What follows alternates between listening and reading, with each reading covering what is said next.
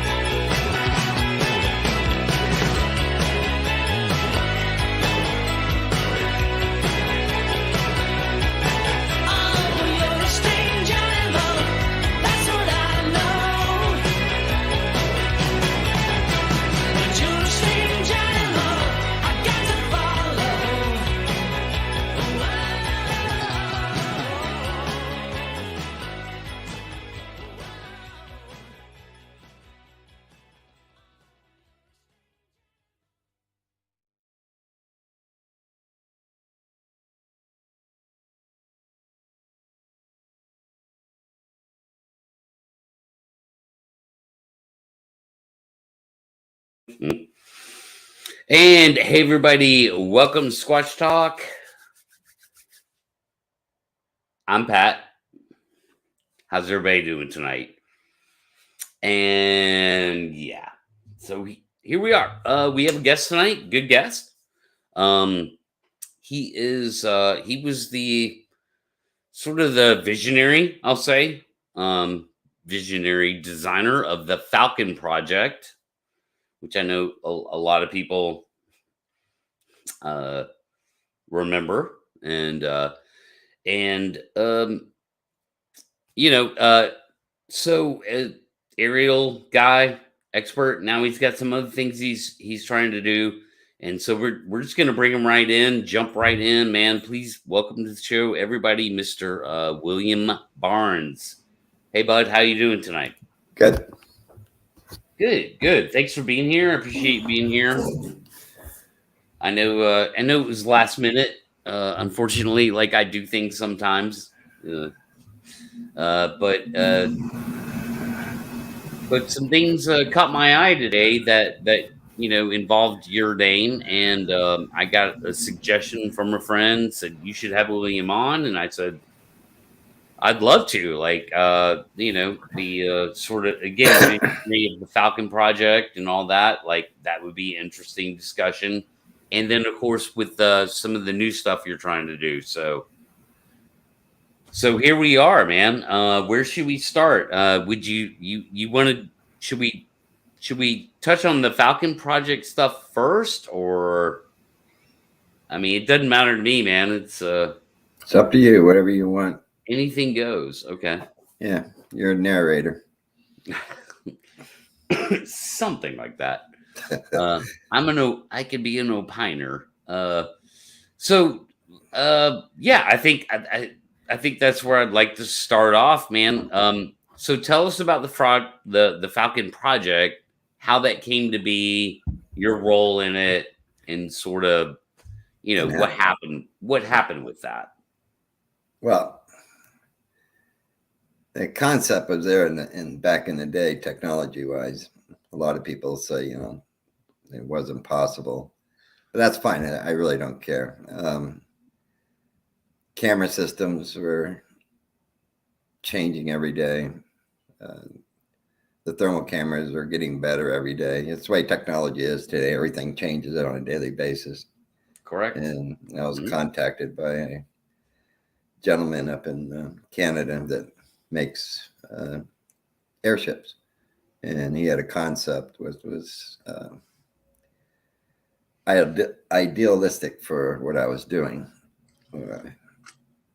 In fact, I was sent the blueprints on it when he was putting it together, and I'm like, okay. A lot of people think, well, you can't read blueprints. Well, I used to be a certified welder. I can read blueprints. Everything looked legit and fine. So it was a great concept, but expensive, way expensive. Mm-hmm. You're talking 320,000 just for the equipment alone, which is ridiculous, But absolutely, back in those days, any technology that was new was expensive anyway. So as technology gets better, it gets cheaper. It's just the way it goes in technology world. But basically, what happened was, which a lot of people probably want to know, because I was offline for like 5 years. I was trying to get it done, even trying to get a crew on the ground.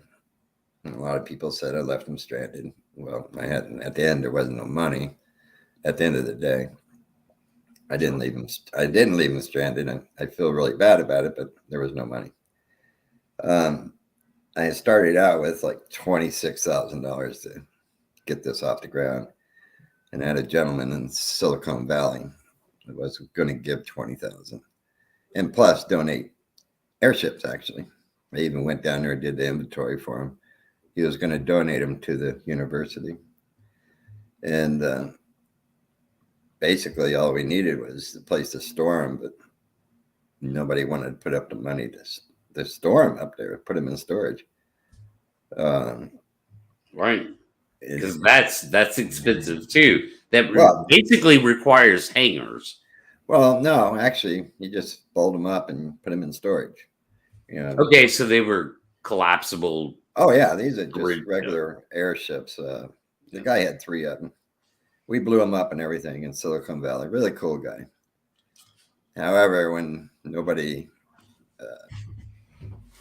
wanted to figure out how to store them for the university, because he was using it for a tax write-off, basically, and plus donate 20,000 towards the project. And I'm like, okay, I'm on disability Social Security. I can't afford to pay for the storage for 5 years. I think it takes 5 years for them. There's a rule on keeping stuff for up to 5 years, I believe, at the university. But the way I look at it, if the guy's going to donate 20,000, pay a 5 years storage fee out of the 20,000, so nobody don't lose no money on that. But that never came about.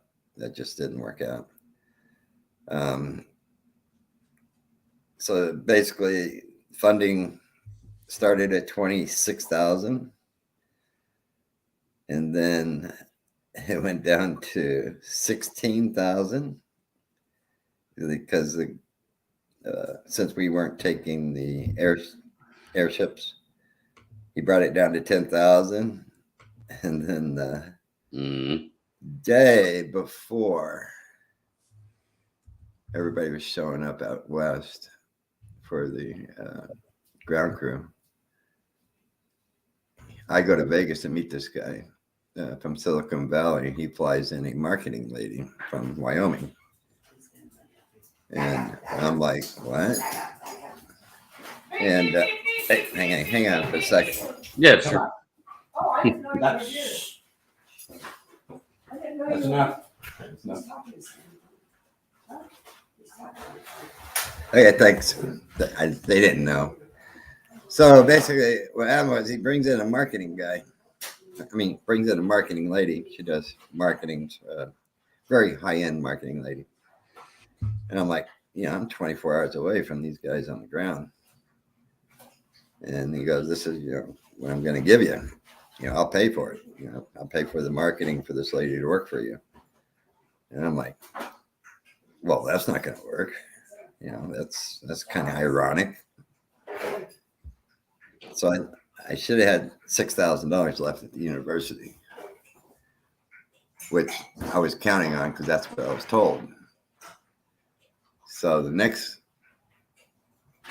morning, I get an email from the university. Hate to be the one to hit you in the stomach.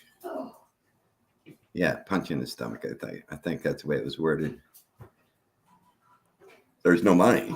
And I'm like, what? So I give him a call, Dr. Meldrum. And he said they made a mistake on accounting. And he said, here's what I did from the beginning. I made it where I couldn't touch any of the money. And the reason why is because if something goes wrong, they can't point the fingers towards me. I've always done it this way. In fact, I added up how much money I made in the whole project, 12 cents a day. That's pre-1900 pay wage. So when I made the call, he told me what happened. And I'm like, wow, well, how much is left? And he said about 200. And I had a computer guy in, I believe in Arizona or New Mexico, and was doing some work for me. I owed him about 200. I said, well, at least send it to that guy. And then, I hope I quote this right. What he said was, I was like, what do I do here? I'm in a position where there's zero now. After I started out with 26,000, that was ridiculous. And he said it would be best not to say anything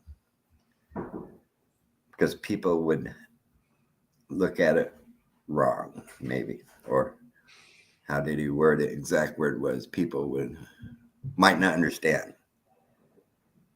And I'm like thinking, And this is my fault, 100%. And I said, yes. Okay. I'm speaking to a guy that's been doing it for years on TV all the time. Who am I? So after I hung up the phone, I'm like, wow, what do I do? Somebody asked me a question. Oh, I don't know. So I just shut everything down, my phone, computer. Okay. And I just shut everything down. I shut myself down, basically. It was the worst mistake I ever made in my life, by saying yes. And I kept that for 5 years. And the money was spent, actually, which I didn't know. We had a sponsor through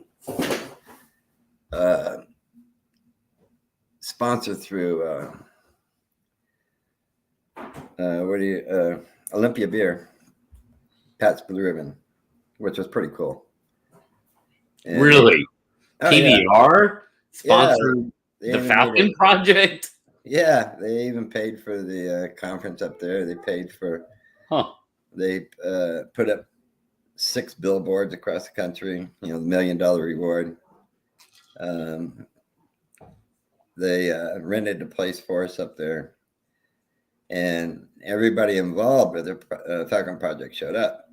So here's basically what happened was that everybody got paid, which I only get expenses. I've never asked for money. I wasn't in it for the money. Expenses only. I did a conference down in New Mexico. I only charge expenses. Mm-hmm. I'm not about, a lot of people think, oh, you're scamming people money, blah, blah. No, not true. I've never been in it for the money. I wanted to get it off the ground. That's all I wanted to do.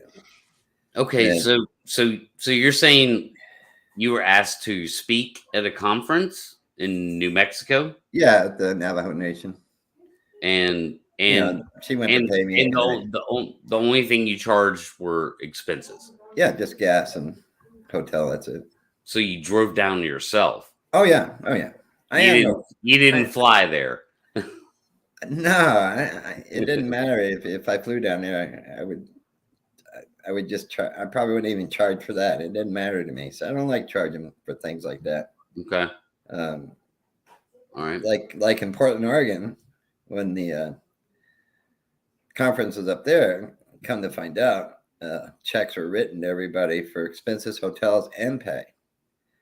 And that's where the money went, actually, which I didn't know. See, like I said, I never had control over the money. I wasn't the one writing the checks. I wasn't the one doing anything. And that's what happened to the money on that part from the university. I'm like, okay, well, I'm glad I had nothing to do with that. It's the reason I did that. Because when it came down to the end of the day, if something goes wrong, I never touched the money. I spent 13 and a half years in fundraising. And when you have a lot of money around and you're involved with it, something goes missing, they point the fingers at you. So I learned for years ago, never handle the money, let somebody else do it. So, I didn't know they got paid the normal convention fee and everything like that. Mm-hmm. Nobody ever told me. Not one person told me. If you're part of something, I don't think you should be paid for it until it gets going. It's just the way I look at it. Maybe I look at it wrong. Yeah, until you yield the result. Yes. It's called sweat equity. It's like so I played in bands, right? I played music professionally for many years. In original bands. And yeah, you don't get paid anything until that hit song hits the radio. Can you hang on just for a second? Yeah, sure. Yeah, sure. Do me a favor. Do me a favor. So I'll bring William back. He's obviously dealing with some stuff. Sorry about that. It's okay. Yeah. But so basically, my point is that when you get involved in anything where there's sweat equity, you don't get a whole bunch of money up front, and unless there's somebody there actually willing to, like a publisher for a book might give you an advance, that kind of thing. Yeah. But that's all very formal and involves contracts. So was any of that involved? Were you signing contracts with people? Did you have contractual? Well, I had a contract with ABC, a Big Picture Production. Mm-hmm. And what really got me on that was they wanted to make a reality show out of it. And I wasn't into that because, people watch them today. It's a total joke. I'm more into the research side. I'm not more into the character side. Right. I think research should come first in things like this instead of people being idolized on TV. And also it's script, and script is wrong. Script is okay because it's like a soap opera in a way. It's produced. That's the way I say it. It's produced. It's a production. So if you're talking about what Expedition Bigfoot, and even Finding Bigfoot was produced as well. Although I thought that was a good show, but actually it was because they interviewed a lot of people at conferences. Right, they had actual town halls. Yeah, those are great. They had real casting calls. They had real people. Yeah. Mm-hmm. Yeah, that was a good part about that. I mean, I have nothing against Finding Bigfoot, but except for the research side, it's if you got that many people out there, it's kind of crazy. Right. I agree. I know what you're talking about. But basically, that's what happened with the Falcon Project. It died in its track, and I died at the same time. And it was my fault because I agreed to not say nothing. I wish he would have never asked me that, and I wish today I would have said no. I'm going to tell everybody what happened, tell them the truth. I mean, it was this stupid decision I made, and it killed me. And a lot of people thought the money was taken, which not true. And right, so, I didn't have nothing to do with it. Right. Okay. Yeah. So you don't have a Lambo sitting out in your driveway right now? Not yet. But because of the Falcon Project money. Is that fair to say? Yeah, I made a total of $300. Oh wow! Yeah, divide that by 7 years. I can't even do that math in my head right now. I'm pretty good at math. I think it came to around 12, 13 cents a day. I'll take your word for it. Pretty close to that. It almost seems like it should be lower than that, but I don't know. Chat, somebody check the math on that. Actually, if you count the money that I spent personally, it's in the red, right? Yeah. Mm-hmm. No, I get that too, man. Yeah. I'm on disability, Social Security. I'm not one of those rich people. I'm a very poor researcher. In fact, I'm probably one of the poorest ones out there. It's just the way it goes. I mean, I wish it would. I hear you, man. I hear you. I wish it would have made it. It would have been a great concept at the time, but technology's changed. There's a lot of easier ways to do things now. And that's my whole thing with the Falcon Project. It's always been my whole thing, and it's good to talk to you, but right now on air because. To be honest with you, like I told you earlier, my ignorance, I didn't know anything about that other than what was being reported. So I never knew who was behind it or your name with your involvement or any of that story. But turns out this idea of, putting basically some kind of brand new invention of a blimp in the air was completely destroyed just a few years later with the technology of drones. Oh yeah. I mean, like, so in a way, I say it's a good thing that, $250,000 was never invested in that, because drone technology came along just a few years later. And of course, now where we're at. Actually, Germany was making these drones when the Falcon Project, quadcopters. Yeah, That the was quadcopters were already there. I mean, Call of Duty Yep. Oh yeah. was already, But the flight time was. See, yeah, here's the thing about the Falcon Project. It was about the flight time. You get 6-7 hours flight time. That's what you need. You get on top of something, you don't have to leave. You can stay on top of it as long as you can. And my whole view of the whole thing, doing it from the air, is about flight time.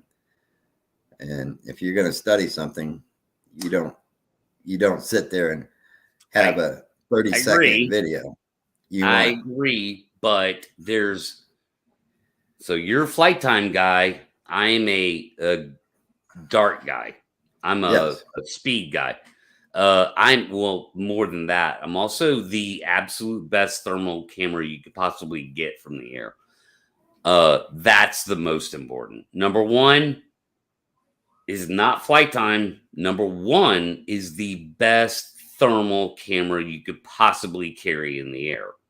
That's the most important thing, because if you get 15 minutes of footage, you just blew the Patterson-Gimlin film like into the history books forever.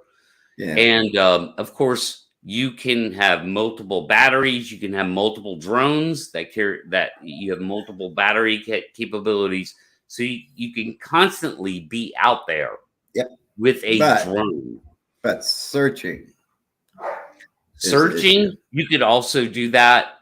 So searching is a different discussion. We'll get to that. Okay. I still say okay, so you just triggered my, I'm sorry. I say I'll get to that. I'll get to it now. Okay. Searching doesn't require hanging in the air for 7 hours. No. So forget that. That's not important. You could search a 4 square mile area with one battery of one good drone in 15 minutes. You could search that area in the right conditions. Now, you and I come from two different conditions. You live in a part of the country is much different than I do. Where I live, we don't have, in our squatchy areas, we don't have a lot of canopy. We have a shit ton of canopy. Not in the fall. But it all goes away. Yeah, in the fall it goes away. Right. So it flips. Yep. Where you live, I think it's more consistent. It's just the canopy is the canopy 365. Well, you have to understand one thing. Like in California, where I go most of the time, is the terrain I look at.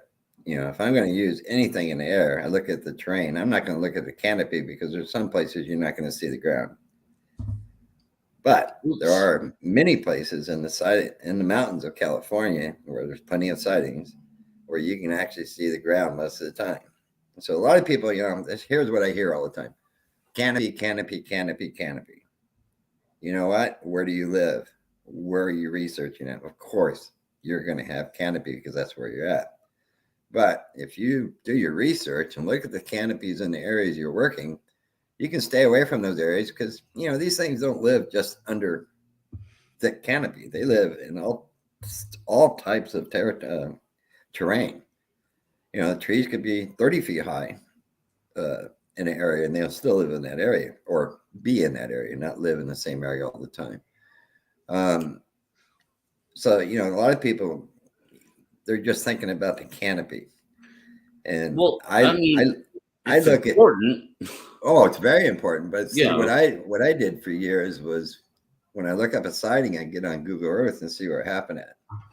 Now, my encounter, if I had something in the air, could have seen it for 5-10 minutes, because the way the structure of the land was. I drove up on one in Oregon Creek area in Northern California. I could see it from the air with no problem if I had something in the air. I tracked one up from Slate Creek upside the hill until I crossed the road and found the print. I could have tracked one from the air. So, I spent 5 years out in the wilderness, and there was very few places where I go up in Northern California along the ancient riverbed of the Yuba River. It's way up high in the mountains, and there's very few places I cannot see the sky. And I'm always a person, if I can see you, you can see me. That's the way I look at it. Correct.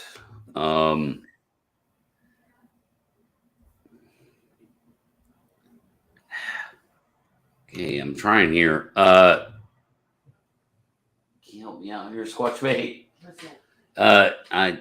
I'm blocking stuff. Yeah, I have too. Okay. Sorry, we're being attacked by naked Russian bots. It's all right. So I'm trying to sort that out here. Yeah, so okay, basically the thing with canopy is it's actually quite simple. It just depends on what part of the country you're in. So in my part of the country, the canopy is down in the late fall through winter, early spring. Yep. Canopy's down, about 5 months. Which is really, it's really cool because it was California, Oregon, and Washington was that way. Right. So where you're talking about California, Oregon, Washington, it's there the whole time. It's just California, Northern California, before you get way north, is the terrain's a lot different. Like in a deep canyon, you can aim those cameras to the side of the hill. You can see into the forest. That's the good part about that. And the trees are more spread out there. Oh yeah, they're real tucked together here. Yep. I'm from Tennessee. I've been in places where you can never see the sky in the summer and spring. I mean, in the summer, and in the winter time. Yeah, in the winter time you can, because all the leaves fall down, which is really cool. Doing this type of work, you have to really think. And this field of work, I guess you call it. It's not really work; it's a passion, I guess. You really have to understand your surroundings when you're trying to do something from the air. I mean, do you really think I'm going to just go into places that have canopies I can't never see the ground? That's crazy even to think that. It's a waste of time, I think. It's a waste of time. Yeah, it is. And everybody... you can get beautiful shots. Oh, yeah. You can get some great B-roll, but that's it. Oh, yeah. But there's so many areas. I mean, there's probably 1 million acres where I'm at that you can actually see the ground almost about 80% of the time. Probably about 70%, to be fair. You can see the ground in most places. And these are active areas, actually. And after my encounter, I'm like, I spent 4 years trying to prove to myself that it was a no freaking nature what happened to me.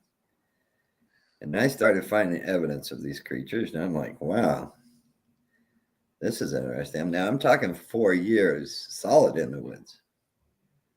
And the evidence I found was like, this is quite interesting. It wasn't no fluke in nature. These things are real. And then I'm talking about a 110-mile stretch of the Sierras.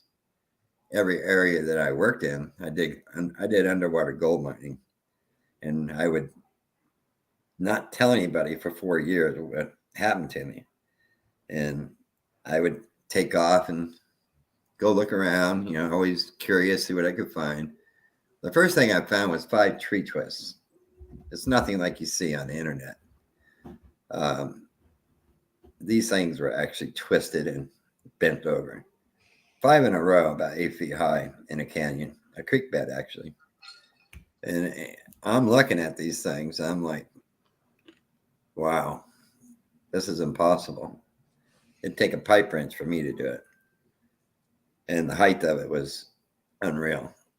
And the funny thing was they were pointed upstream at the tops of these saplings. And they were probably 1.5 inches, 1.75 inches thick, where they were twisted and bent over, about 2 days old. And this creek I'm talking about, the canyon was only about 14 foot across. So when thunderstorms come in, it floods up that high real fast for about 20, 30 minutes because the water gets backed up, because it's what do you call it? It's like a clog, I guess you could say. There's not enough room for all the water to go through at one time. So those treetops should never been pointing upstream, downstream. So I know the water didn't do it. And that was the first thing I found after my encounter.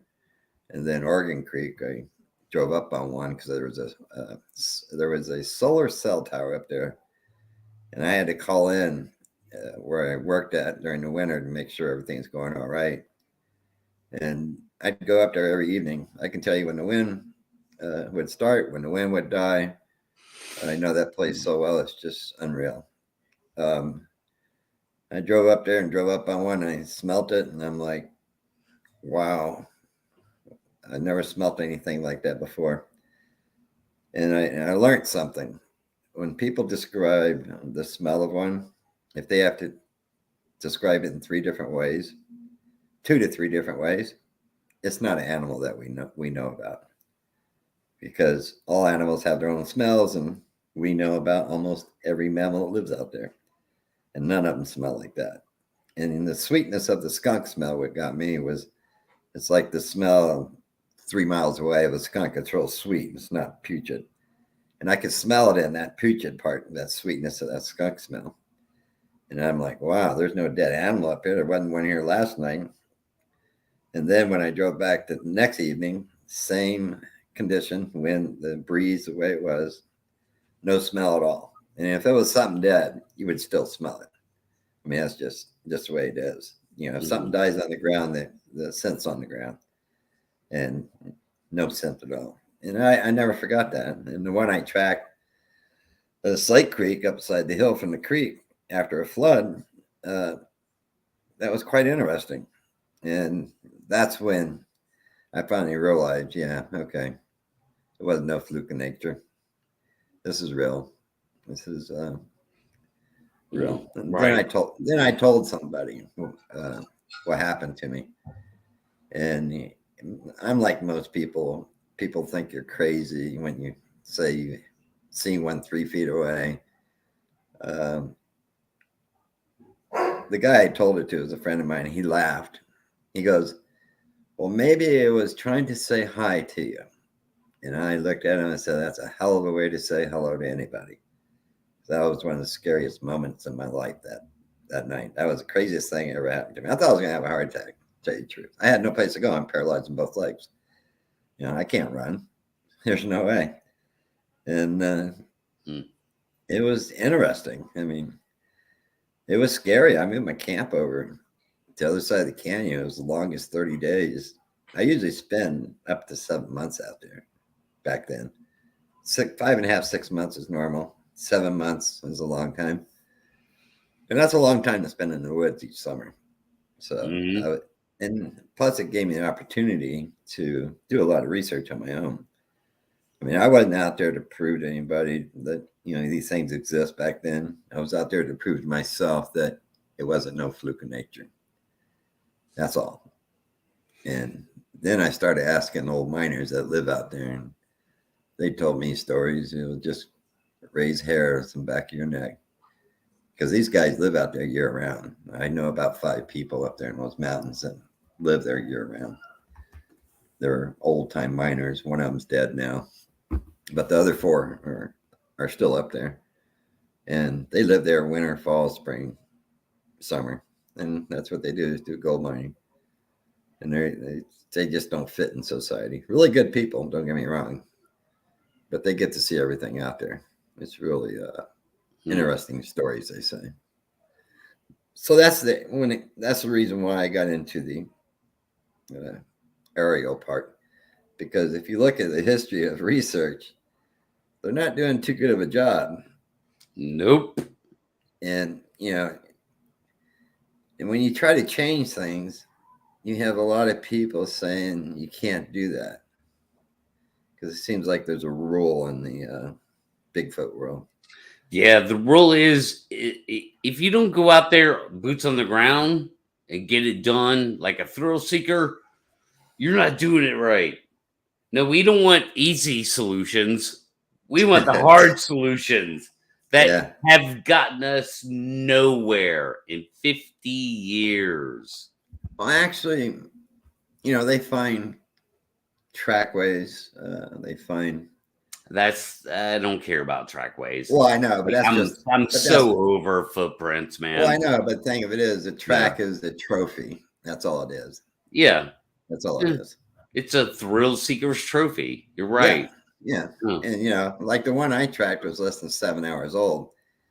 And the reason I know this because it rained till 2:30 in the morning, and the river is flooding. And when you do dredging, it's underwater work. If it's flooding, you can't work underwater.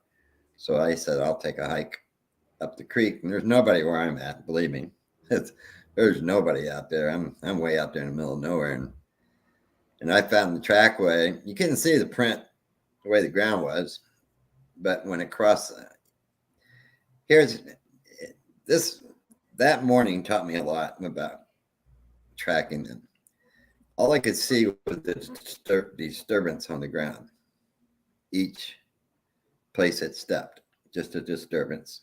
And the stride is what got me.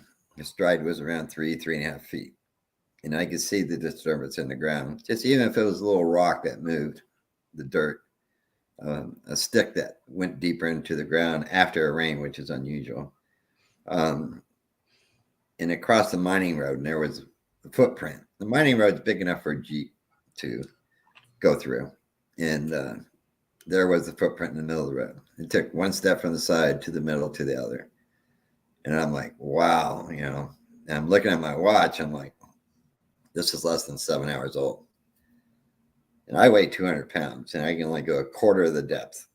So this thing, on both sides, by the way, I tested both sides of the track.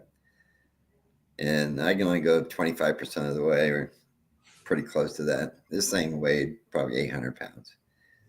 And I was like looking up the hill, and you could see where the grass was stepped on, moved, disturbance, going up towards the edge of the woods. And I'm just standing there. I'm by myself out in the middle of nowhere. And, like I say, tracks are trophies. That's all they are. But for me, it was pretty cool. And kind of disturbing at the same time, because how fresh the tracks were, because there was no raindrops on the track.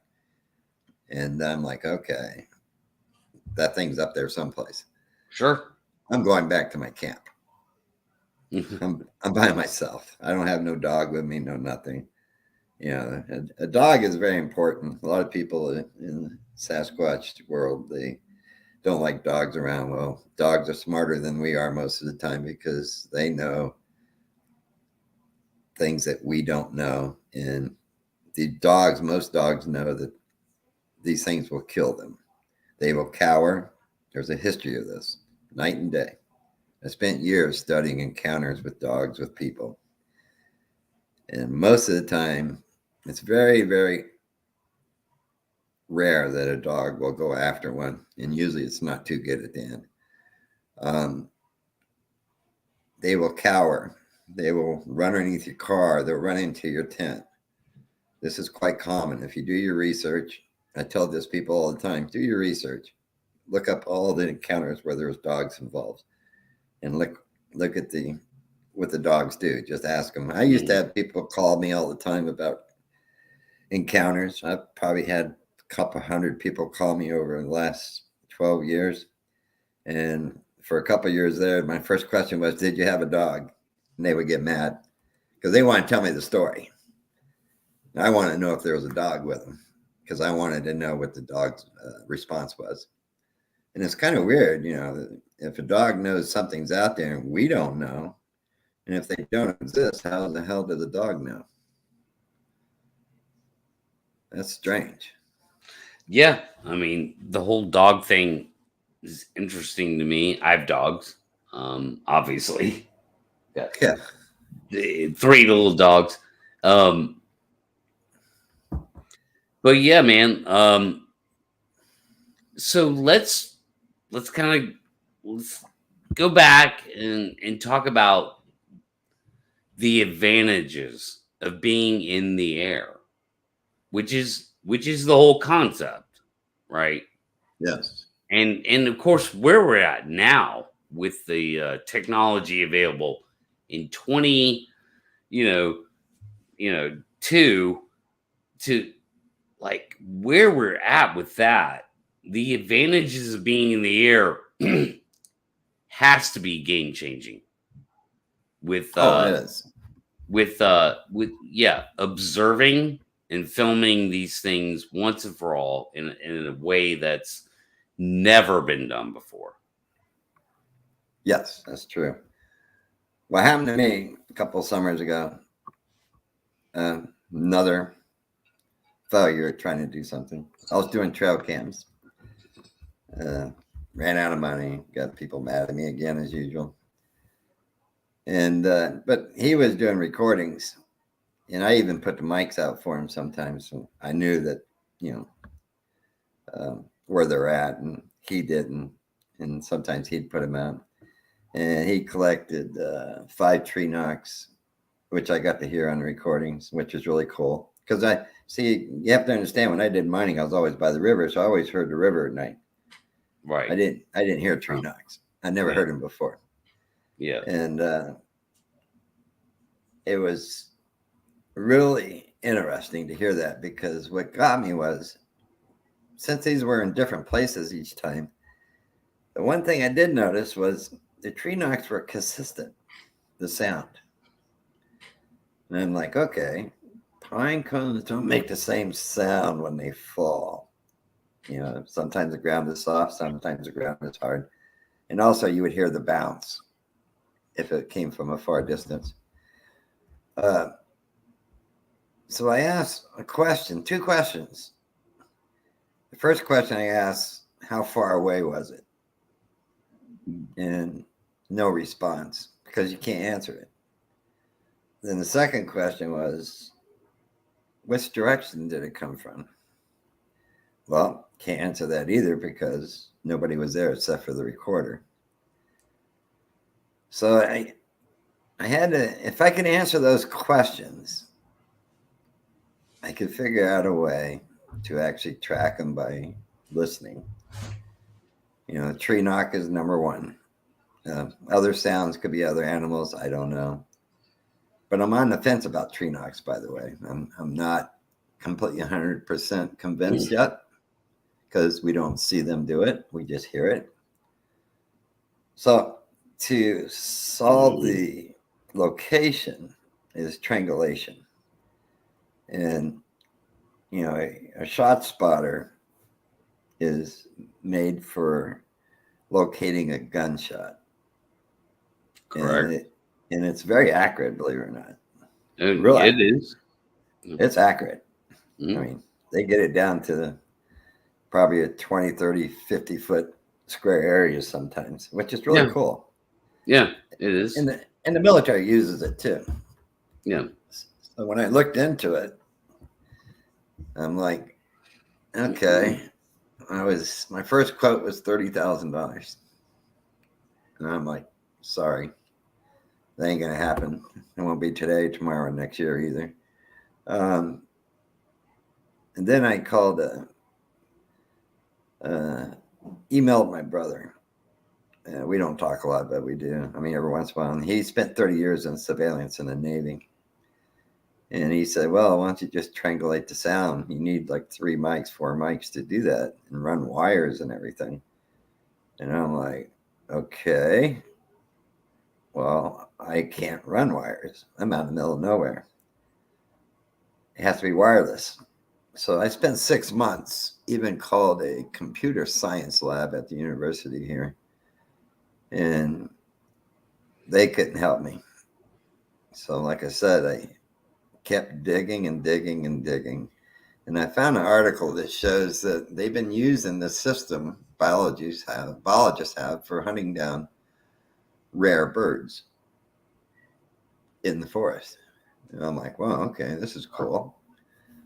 And because it tells you which direction they came from and the approximate place where the sound came from.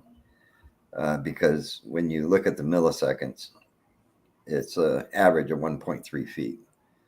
So, okay, this is cool. Then I realized the more mics you have, the more accurate you're going to be. So the more mics you have, the more land you can cover, actually. So I built the system. It took a lot of gadgets to put it together. And it's wireless, and it'll give me a 400-foot spread, each system will. And I can actually direct these things down into canyons or areas I'm working. I don't care about the backside. If I'm working an area where the drones can get in and see what's in there, that's the area I want to work. So I can actually set this up to work the areas I want to work. Instead of sounds from everywhere, I can block off one section. So 40 mics gives me anywhere from 300 to 400 acres if the terrain is right. It's all about the terrain. Sure. And, you know, that's the way you have to look at it. Yeah. That's right. Because that's the thing.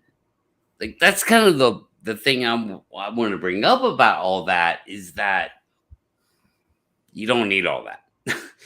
If you have the drone, that's good enough. You talk about, you know, yeah, I could fly a drone a mile this way and then back to me and a mile that way. And so I can cover 4 square miles pretty quickly. No, that's very understandable. Well, yeah, but the point is that I can look around that surrounding visually, and that is audio's not needed. I don't need any. I don't need any Bigfoot screaming at me. If there's a Bigfoot 100 yards away from me screaming at me, I don't need to I need no audio equipment whatsoever. Drones in the air, boom, there it is. Direction doesn't matter. Yes, that's true, but I want to know exactly where the sound is coming from, and I want to be on that spot in less than 60 seconds. You don't need to be there in 60 seconds. You could be there in 3-4 minutes if need be. You're on top. You're on top of it. I know, but I don't know exactly where that sound came from. See, yeah, but you put the drone 300 feet in the air. You look around for your biggest thermal signature that you're getting. That's where the damn Bigfoot is. Like that's where you go to. By the way, so it's all. I know. My point is, have you filmed one yet that way? No, I haven't because I don't like you, William. I don't have the resources available, you know. But we're talking conceptually here, theoretically, right? Well, the thing it is, I wouldn't say theoretical. I'm going to go back to my conceptual. Okay, here's the way I'm looking at it. My side of the story. You have your idea, I have my idea, which is cool either way. You know, whatever works. Oh yeah, I'm not. So what I do is I place 6 drones on the side of a mountain that sees everything that I'm monitoring, and also easy access for the drones. So if anything that I hear in there, I can have those drones 4 of those drones at one time over that area. I call it a bum rush, actually, coming in 4 different directions. Because like you said, there is canopy in some places. And if there is, I can come in 4 different. It depends on where you're at. So that's right. It's all situation. So the only time the drones fly is when we hear something, which is cool. That's the only time. That's it. I park them all the time. 10 batteries each.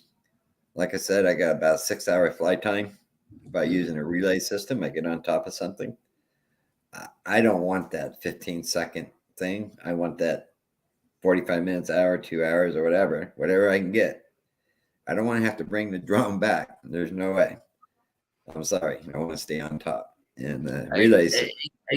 Yeah. Again, you're limiting yourself with an elaborate plan when you could yield better result from a realistic plan, which would be not 15 seconds, bro. 15 minutes would blow People away. everyone's mind. Oh yeah. I mean, I know. So quit going for the don't shoot for. I mean, it's fine to shoot. I understand that we will get this tactic eventually will yield hours of observation. Hours. Yes, sooner or But later. to initiate it, to get that first fucking bam, here it is. Told you, motherfuckers. Told you this could be done. That's going to be a 15-minute thing. It's not going to be a 2-hour thing. Don't have it in your head, dude, that you have to go capture hours of footage off the bat. If you could get 15 minutes, you just like 1,000 times better than the Patterson-Gimlin film. If you have the right film on cameras, which is another discussion. I was just gonna say that it's about the camera itself. I've been fortunate. It has to be an $8,000 camera on that. Oh system. no, I understand that. See, that's one thing. I've been fortunate to study cameras all these years, technology-wise, which is really cool. The technology is changing every day. It's really great. It gets better, yes. Oh, it gets better every day. I wouldn't believe this. I read 7 days a week. That's the first thing I do. Well, I mean, it doesn't get better every day. Well, if you follow like CES, the convention out of Las Vegas, it's thermal technology doesn't get better every day because it's better every couple of few years. I know, but I'm just saying it's just getting better all the time. Yeah. And it's changing every day. What I like about is the digital and mechanical lens together.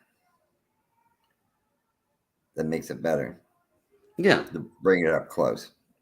When they came out with that was really cool. Yeah, with 8K.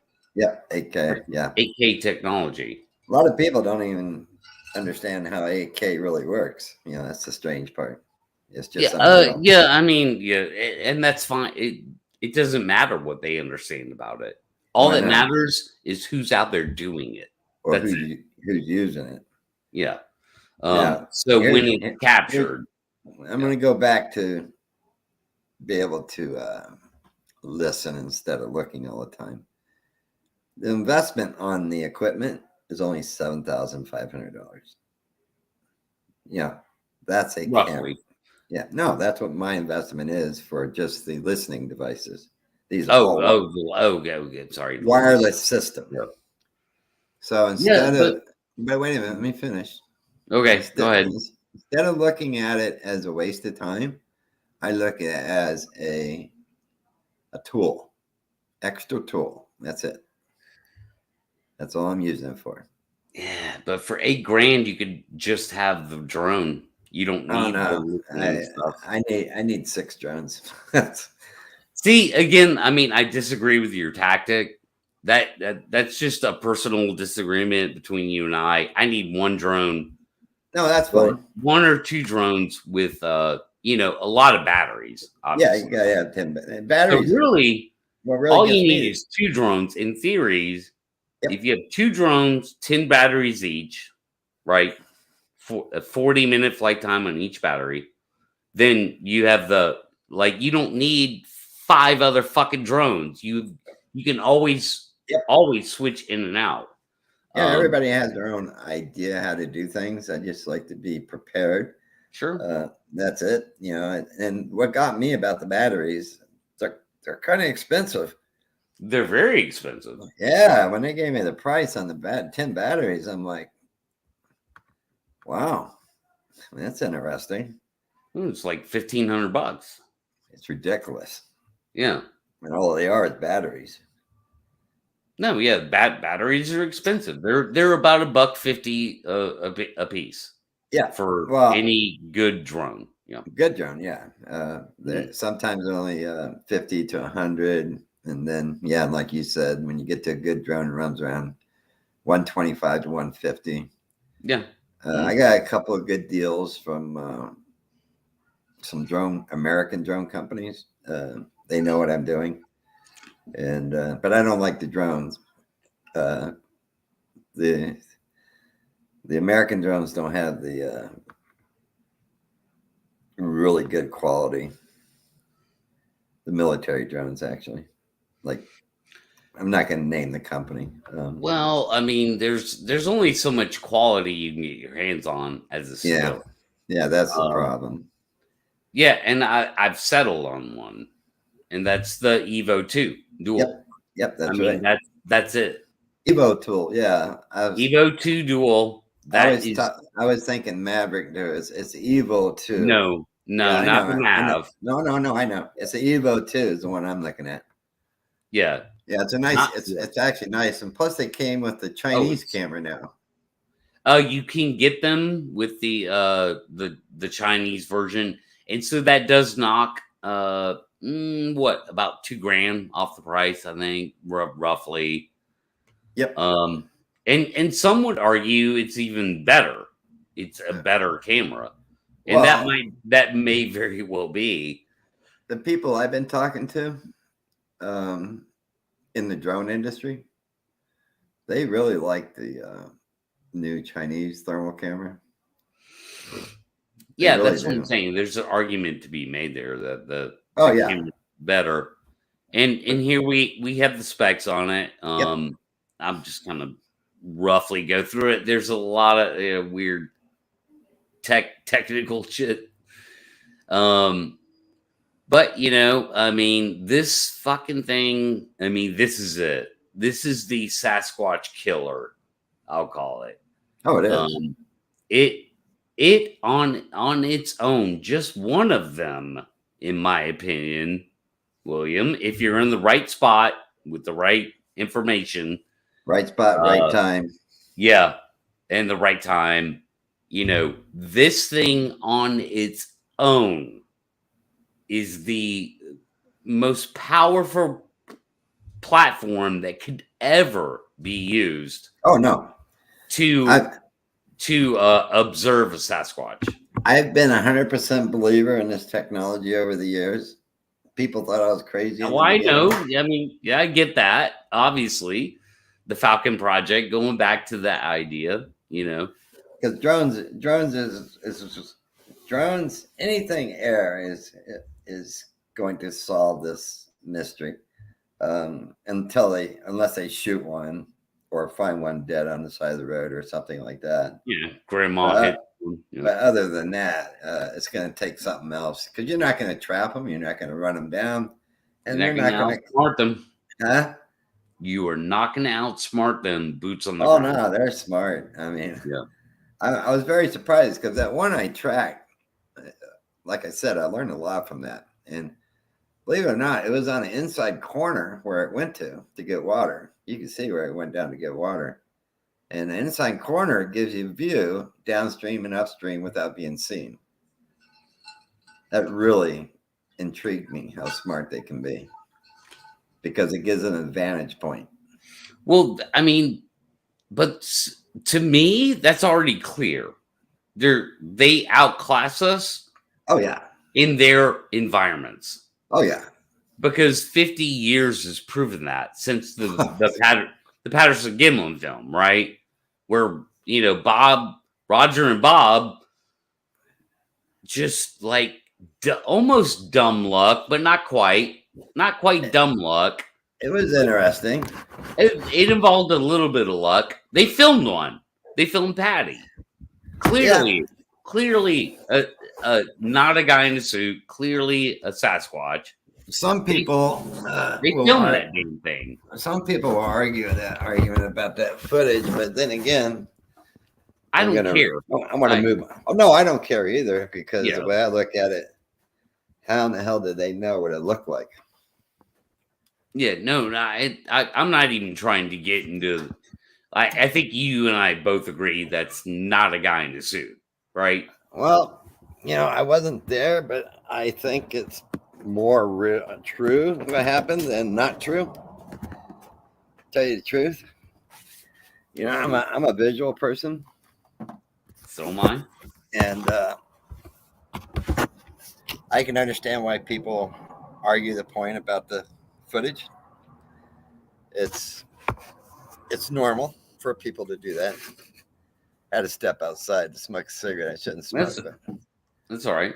Can't smoke in the house, but that's normal for people to do that, because it's hard to comprehend something like this lives out there. I mean, I can understand it's Sure. Look, I don't care how hard it is for anyone to wrap their head around the fact that's not a guy in a suit. It's not a guy in a suit. Oh, no. That's all I'm saying. That's easily provable. No, it's never been disproved, which is really cool. And it never will be.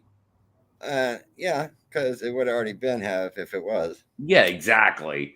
But so my point is, Roger and Bob filmed one of these things pretty well. Turns out they did. He did a pretty good job of filming it, actually. And since then, we've had people going out in the woods trying to interact or discover or film and do all this stuff. That 50 years of data is in. We're outclassed. Boots on the ground, we are outclassed.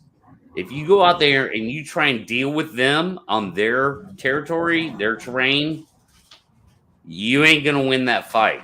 You're not going to get good footage. You're not going to get... And you're not going to kill them, even, I'll say. You're not going to shoot them in the head. You're not going to do any of that. They're way smarter, way better. The thing of it is, when a person actually sees one for the first time, their mind has to comprehend what they're looking at first. And no, I get that. That happens all the time. Same thing with me. When people tell me their stories, I'm like, okay, this guy's telling the truth. Because you see, the only problem in this field of work, you have groupies. They sit there behind a computer, try to learn as much as they want, and all of a sudden, I heard when I came up with this, I seen it had a sighting, which some of them don't. They just want to be part of the group. I just call them groupies. There's a few out there.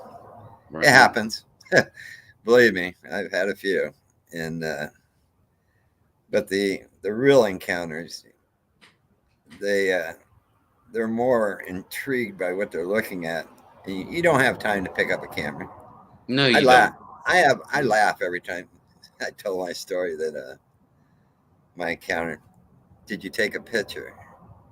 And I'm like, you got to be kidding me! I'm a gold miner. You think I'm out there taking pictures of these things? No, I wasn't out there to film anything. I'm out there to mine every day, and it just boggles my mind. Like, people ask that, sure. But then again, it shouldn't boggle my mind, because they've never seen one before themselves. I mean, they're just guessing. Well, why didn't you take a picture? Insinuating. Yeah, it's a very knee jerk. It's a very knee jerk response. Yeah. Oh yeah, and how still are you going to be with a camera? When I see videos now, I don't look at the video itself. I look at the movement of the creature, because my encounter was very close, and the movement was very unusual. It was all animal. I mean, it was a mammal. The way it moved when it turned to go over the creek, how the body moved. And that's non-human. Believe me, that is a non-human movement. That does not happen. And when people tell me their stories, and also when I look at videos, that's what I look for is that movement, a certain movement, how they move their body, and Yeah. it's really interesting because there's so many fakes out there. It's unreal. I mean, I've seen some that look so good, but end of the day, they weren't real at all. Yeah. It's just crazy. I mean, It happens. I think it's wrong in this field of work to do that. It just puts target on everybody that try to do research. Well, dude, I mean, there's a huge element of people that just smother everything in Bigfoot sauce, whatever it is, Oh, right? oh yeah, Yeah. it's all about commercials. It's all about how many hits you can get on Hmm. Facebook. It's all about how much money you can make off using the name. Um, Expedition Bigfoot. It's all about drama and the next thing around the corner that you never see. You say, I want to show animals. I want to show people what's out there. I don't care if it's a bear, mountain lion, Sasquatch, whatever. Sure. I want people to see Me what's too. out there. Huh? Mhm. Yeah, me too. I agree. Yeah, because I don't think, when you're insinuating something is something and you never get to see it, it's all assumptions, all it is. And it keeps the crowd going. I understand that part. They can't wait till the next show, which is kind of ironic. Yeah. There's some irony there. Oh, yeah. Yeah, there always is with the Bigfoot world. But most of the people that actually watch it, a higher percentage, I would say, has never had an encounter. Yeah. Mhm. They want to see one. That's the Yeah. thing. Yeah. They're There, intrigued. yes, there's a ton of people that want to see one, right, from the outside looking in. And they want to believe. Yeah. Yeah, Oh, yeah, that's they're fascinated with the idea of it, and I get that. I understand that. I understand that from the audience point of view, if you will, right? The yeah. audience, yeah. Yep. Um, It's quite but interesting how people look at this subject. but the actual inner workings, which would be more like people like you and me and others, uh, like that's a different story, and you've been a part of that. Like you've been through the Bigfoot machine, the hey, Grinder, hey, let's go grind, get them. Yeah, grinder. yeah, the Bigfoot grinder. Yeah, You it's grinder. really been through that. You got you obviously you have a story. You're a story to tell, your own side of that story. But here we are now. You years later. I don't know, man. I mean, are you still in the mindset of the best way to observe them is to get on top of them Well, to study them from the air? from the air, yes. See, here's the way I look at it. They have no predators except for humans on the ground. I guarantee you there's no predators from the air on them unless it's a helicopter. That's a lot of noise, scary. But they see Oh yeah. planes flying. They see planes flying over all the time. Do you think they run from these planes? No. A helicopter I could see kind of low to the ground, canopy, whatever. It scared the shit out of anybody. It would scare me if I was out in the woods and I had a jet. Extremely loud and very Yeah. personal. Yeah. Mm-hmm. Yeah, I had a jet come through a canyon that was about 1,200 feet deep, and he was only 50 foot off the creek. Military jet one morning. Nice. And I got to see him. I'm standing 50 feet above the creek on a hillside. I got to actually see the pilot. That's how fast he was going down the canyon. And that really, that was an experience and a half. It was just unreal that the guy did it. I mean, I don't know if he got in trouble for it. I don't know if he did it on purpose or they told him to do it or whatever. But Oh, he didn't get in. I promise he did not get in trouble for it. no, you got to understand how thin this canyon was, and I'm like, wow, that's a lot of noise. It was loud. And there's another thing that people don't understand what they hear out in the woods, especially in California, is a great blue heron, the one that stands about 4.5 feet high. Yep, You ever blue hear? heron. No, I'm very familiar with them. Yep. You ever heard the noise they make? I've not heard the noise they make, but God, their wingspan It's is big. tremendous. Let me tell you, I was on Oregon Creek. I was getting ready to get in the water to dredge, and I heard this odd gawful sound coming down the creek bed. And I'm like, oh my God, what is this? And all of a sudden, here comes a great blue heron. I've never heard one before. That was the only time I ever heard one before. And I can understand people saying, hey, that must be a Sasquatch or something, because that was the most oddest sound I ever heard until I seen the blue heron. It was a great blue heron. They're bigger. And in fact, he stayed in my pool where I was dredging, because when you dredge up insects off the bottom of the creek bed. They come out of the back of the dredge, and the trout sits behind the dredge, and the blue heron eats the trout sitting behind the dredge. So he stayed for a couple of days, which was pretty cool. But the sound it made, screeching sound, I call it, I can understand people saying, oh, that must be a Sasquatch, because they've never heard anything like that before, because it's different. Most people, like I spent 5 years out there. I've only heard it once. I mean, that was kind of weird. I mean, and I can understand when people are out in the woods and they hear different sounds, and I've heard almost everything out there. Most of them are common. And in fact, when I was out there a couple of summers ago, there was a miner, older guy. He was crazy. He'll tell you he's crazy, but a really cool guy.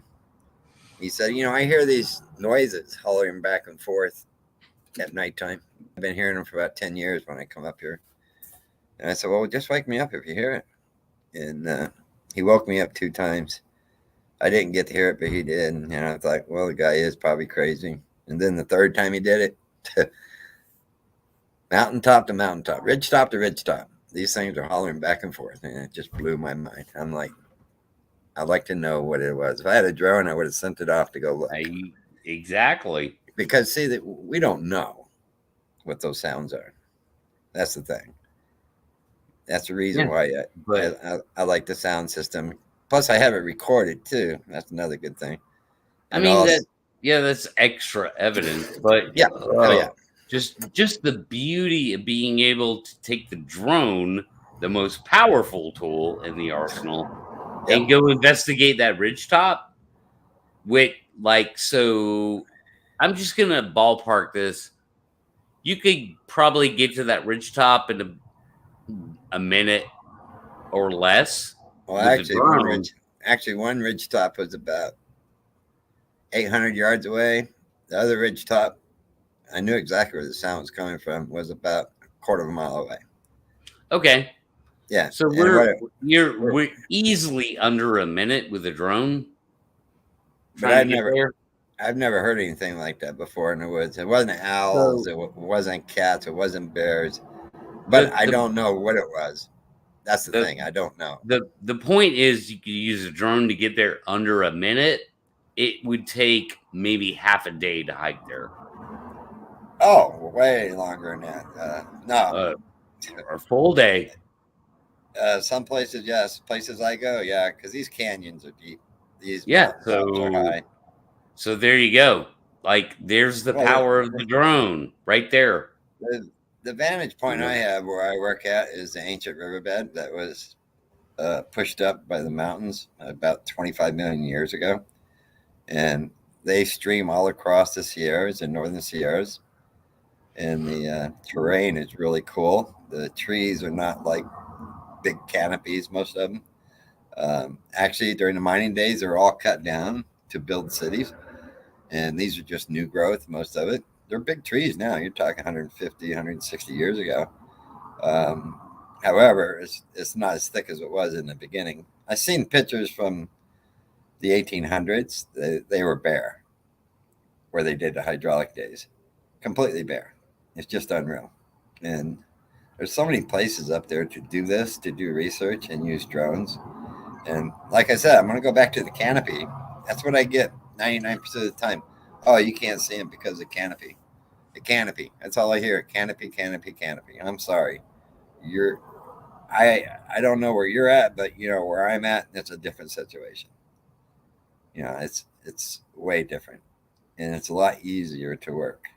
Yeah, Because if you can get an angle, then you got the shot. You're observing, you're filming. Well, you know? what I do is I place the drones in a vantage point to cover the whole area that I can see or hear. And if I hear something, I can cover that whole area if I want to, because I have a vantage over that area where I park the drones. Those drones can go into that area and cover almost a square mile. Right. That's the way it should be. And like I said, I go back to terrain. Terrain's the number one thing. If you're going to do research with drones, you got to look at your terrain first. And those areas you're going to have to work. And, you know, I understand the canopies.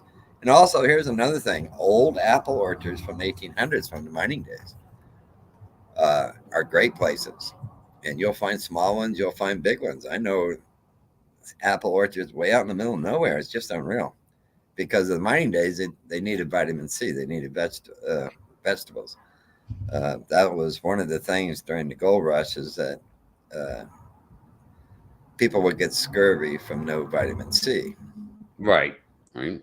And that happened in the beginning. Plus, the canned food that they brought in the beginning had lead sealing.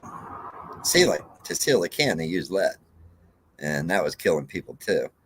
So to solve the vitamin C problem, they grew orchards, apple orchards.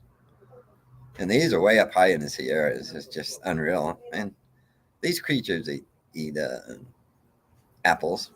We know this. Everybody knows this. They will raid an apple orchard. You know, do you know that humans and primates are one of the few mammals in the world that cannot create their own vitamin C?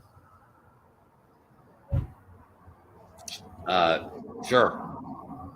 No, I mean, it's a true fact. No, yeah, I get that. Yeah. Yeah, a lot of people don't realize that. So if I'm right, these things have to have vitamin C. And apples is a great source for it. And somebody else told me pine needles have vitamin C in it, which I don't know. I've never looked it up.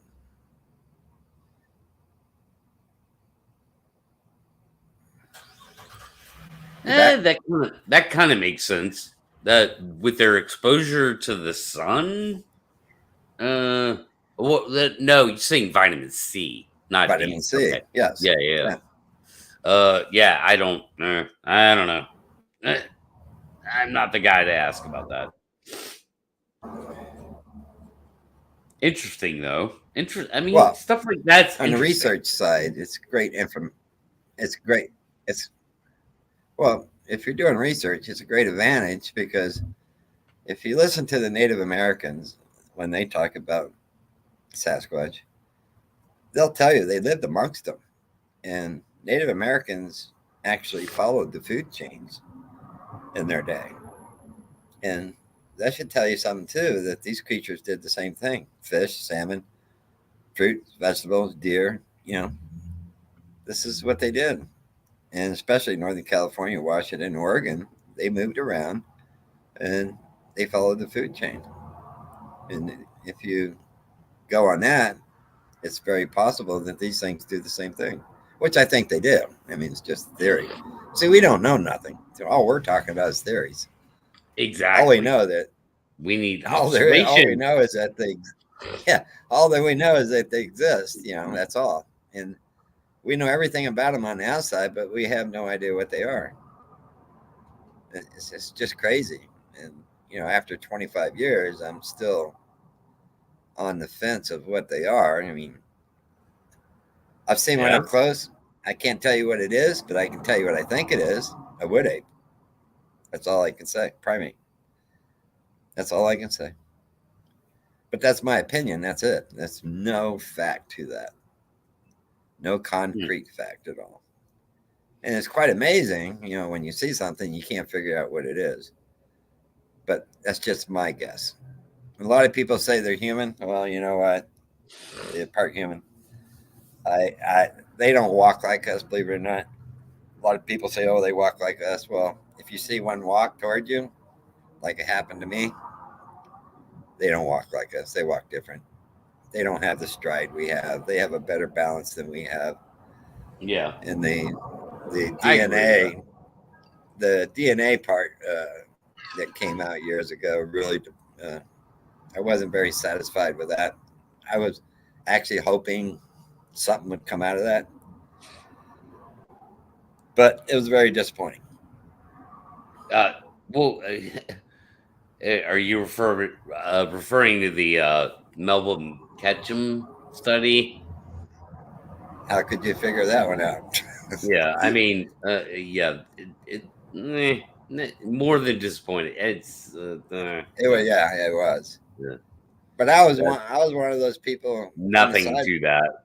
Yeah. But I was one of those people on the sideline hoping that something good would come out of it. And a lot of people were. Yeah. But here's what I tell people about that. The reason why it happened and how it happened and the reason why there was so much money spent on it. It was a perfect storm for it in the field of wait till you get back. No, continue your thought. I'm right here. Oh, you can hear me. Okay. Yeah, I'm right here. I can hear you every bit of the way. Continue your thought. Okay. What happened was it was a perfect storm because it was so long that we had no evidence or anything of their existence, just tracks and hair samples and blurry videos and pictures and everybody was wanting to grasp onto something else to prove that they're real. That's the reason it was so disappointing. But like I said, it was a perfect storm for it to happen. Great timing, actually, because people wanted something else to grasp on. But at the end of the day, it was very disappointing.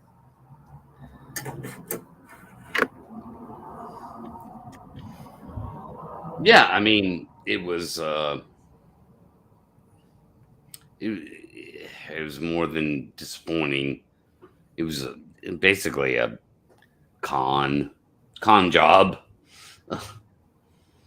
It was it was different.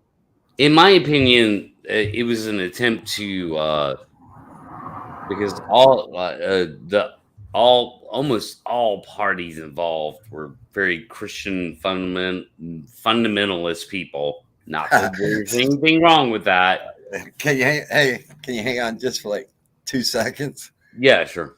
I want to hear this one. I like this one. Hang on just a second. That's funny. Okay. Yeah, I know. I'm gonna get to Randy in a second. Yeah. Thank you.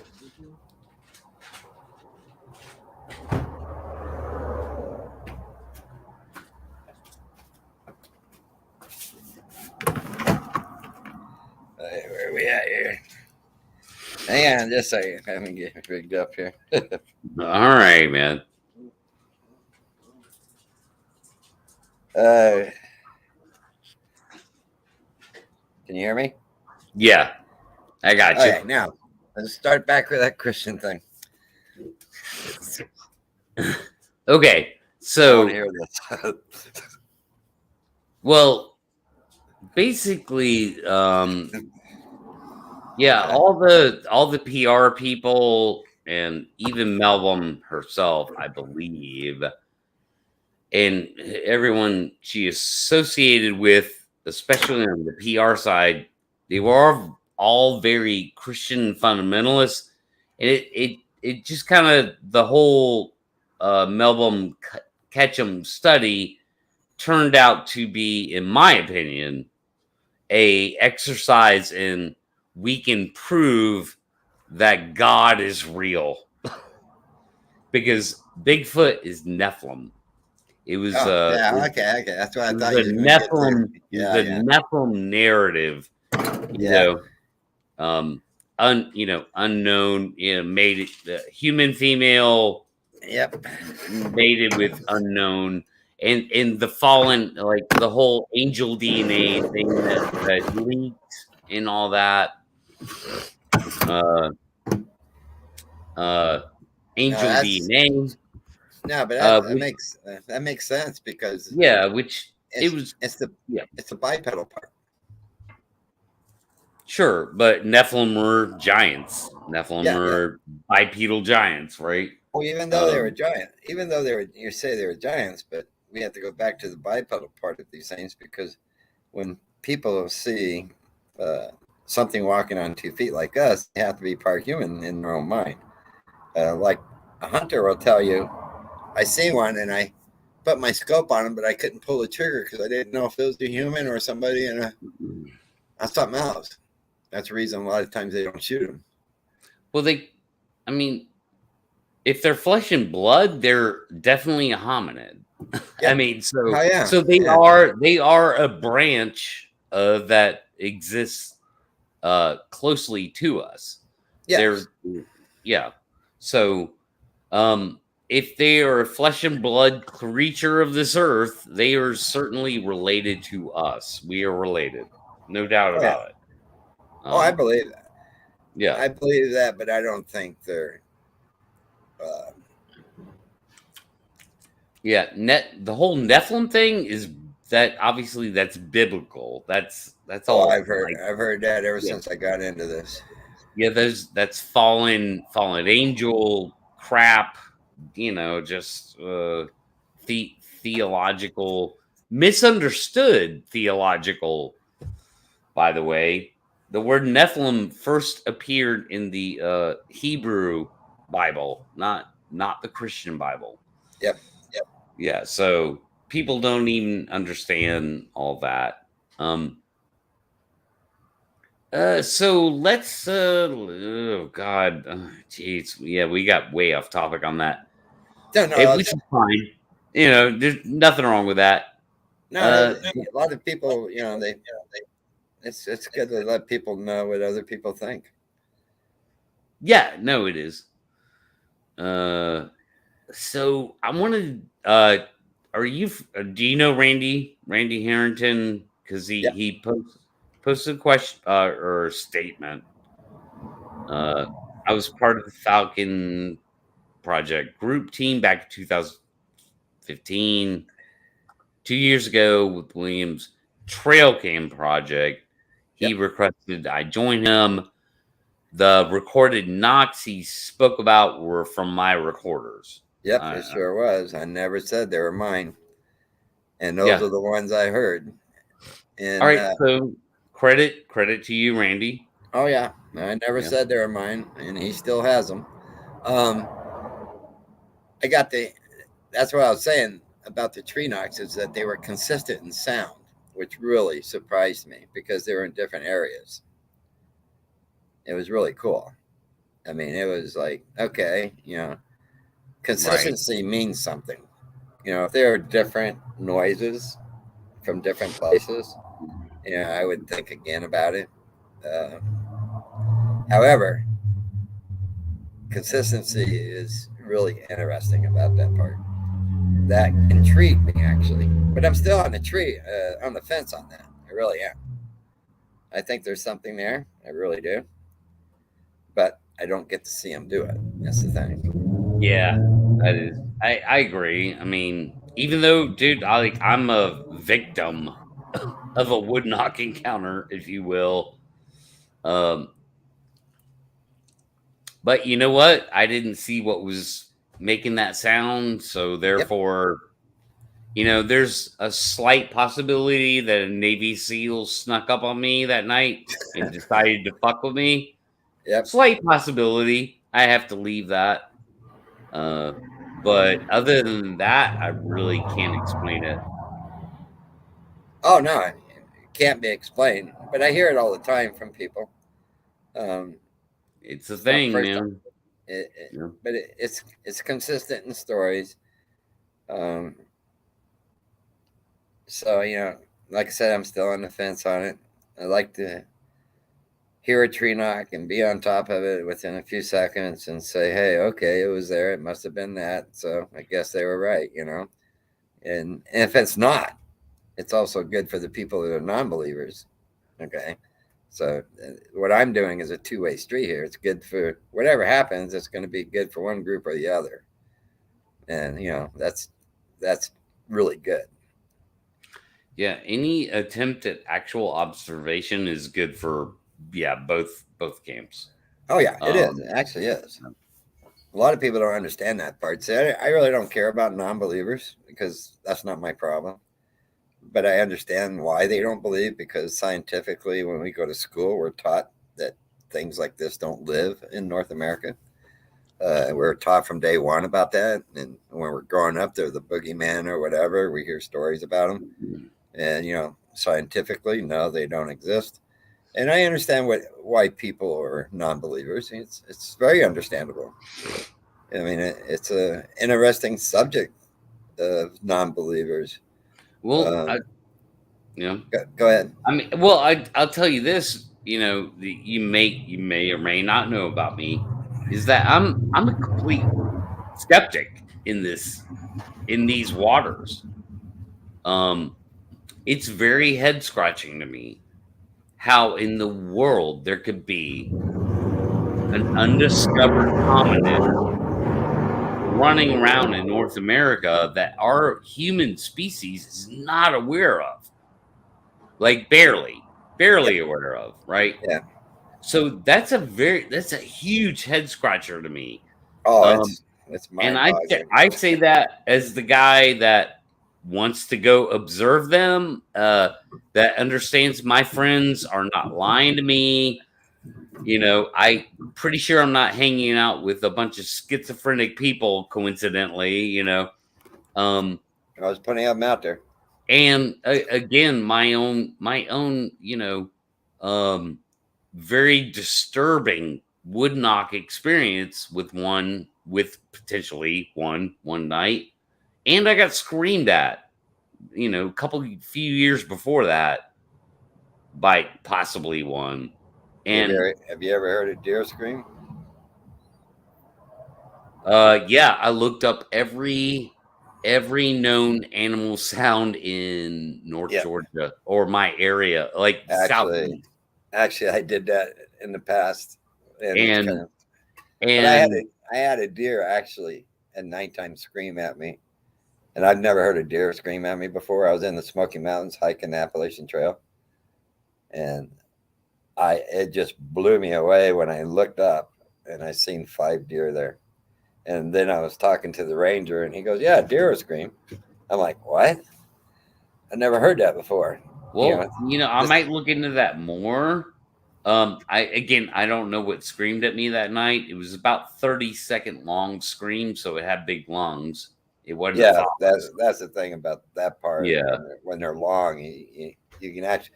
By the way, those sounds that old miner was telling me about, and I got to hear, you can feel the deepness in it. The how can I say it? You could feel the lung power that you were listening to. It was very strange. I've never heard that before. Well, yeah. I mean, sound is vibration through the air. So air, it's all about air moving. No, that's true. But I looked up this sound, by the way, that I heard, and I found the sound, and it's from a bird in South Africa. Figure that one out. That was pretty wild. Yeah, no clue. Because I search and search for that sound, and finally it came up to be a bird in South America. I mean, in South Africa. And I'm like, okay, I'm in the United States. This bird doesn't exist. And you could feel the vibration, I guess you could say, like you say. And you could tell it was deep. I mean, you had to have lung capacity to do it.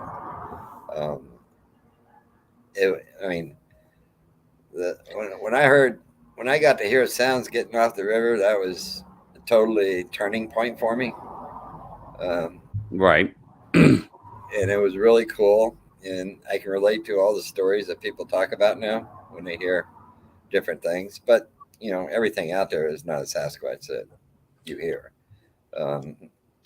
It's just assumption. Almost all of it is. I just like I said, I'm on the fence about tree knocks still. I have to be able to see if that can be proved to confirm that part. Yeah, I hear you. I would love to prove it that night, but every instinct in my bone and body said, do not go investigate what's making that sound. They do that all the time. Like, do not. Just don't do it, dude. Bro, listen. I mean, I'm a camper. I love being out in the woods. I'm prepared. I had a million candle watt light spotlight. Did not take it with me. I had a machine gun. A badass rifle that could, take down anything that needs to be took down. Didn't take it with me. I got out of that tent leaving both those items behind. You know why? I didn't want to have anything to do with what was banging on that damn tree out there. Nothing to do with it. Yeah, it's kind of understandable, because if you can't see what it is, the unknown is the worst thing for your mind. Yeah, but you know what, dude? If I'm telling you right now, I'm not even kidding. Like if it had been some bad guy with ill intention, trying to like hurt me or mine, that machine gun would have been in play. That light would have been in play. Like, dude, like I take no crap. If black bear comes, coyotes, black bears, anything comes near my camp, I don't mess around. Like I had to kill a camp bear one time back in 90. I mean, yeah, 90, 99. It got within 10 to 15 feet away from me during daylight. Second time I've been in the camp. Ooh, that's close. And it's way first time was at nighttime. I shot over his head, and it never blinked or flicked its ears. And I thought, what? Oh no, listen. Wow. I had people there when I did this, and in fact, there's pictures of the bear in the tree actually, and I shot over its head, and it didn't blink or flick its ears. And the first thing I thought was, this thing's death, or it's been shot at before. But what it was didn't care. It was a camp bear. So it came in 2 days later, or the next day. 2 days later, I believe. In fact, I had a broken rib. I was stuck in that canyon for 21 days with a broken rib mining. And I shot it with a 380 pistol. You know about guns. You know what a 380 is, right? Mm-hmm. And I killed it about 35 yards away. One shot. One lucky shot through the side of the ribs. It was just unreal, because it was ready to turn and come back down. And I'm like, nope, I can't run. I can't climb trees. My vehicle's on top of the hill. I'm sorry. I don't have a choice here. And it was a camp bear. It destroyed my friend's camp downstream. It totally destroyed his camp. Camp bears are the worst bears to be around, because they don't care about you. They'll go right through you. They don't care. But they'll get aggressive. Oh yeah, they don't care. They'll go right through you. But Yeah. that really freaked me out that night when it didn't blink or flicker its ears when I shot over it. I'm like, oh boy, I'm in trouble now. Because you're not going to kill a bear looking at you with a 380 pistol. It'll just bounce off his skull, and you're going to have to be lucky, hit it in the eye or square in the chest through the larynx or something or whatever. And there's no luck there. Forget about that. A wounded bear is the worst bear in the world. But it was just mind-boggling when he did that. It was. I spent so many years out there. I've seen bears. I've seen about everything there is. And believe it or not, I'd never seen a mountain lion out there in 5 years. I found fresh tracks less than a minute old, walk right by me, but I've never seen them. But they're out there all over the place. It's kind of weird. In fact, one time I was out there and they went quiet for 3 days on me. And that was eerie. The first day was kind of okay, but the birds and squirrels and everything were out there, but there was no noise. And the second day was like getting eerier. The third day was really eerie. I never had to happen to me like that before for that long a period. And then after the third day was over, it's like somebody turned a light switch on. They all started making noises, back to normal. And actually, that was like a week after I found the trackway going up from the creek bed.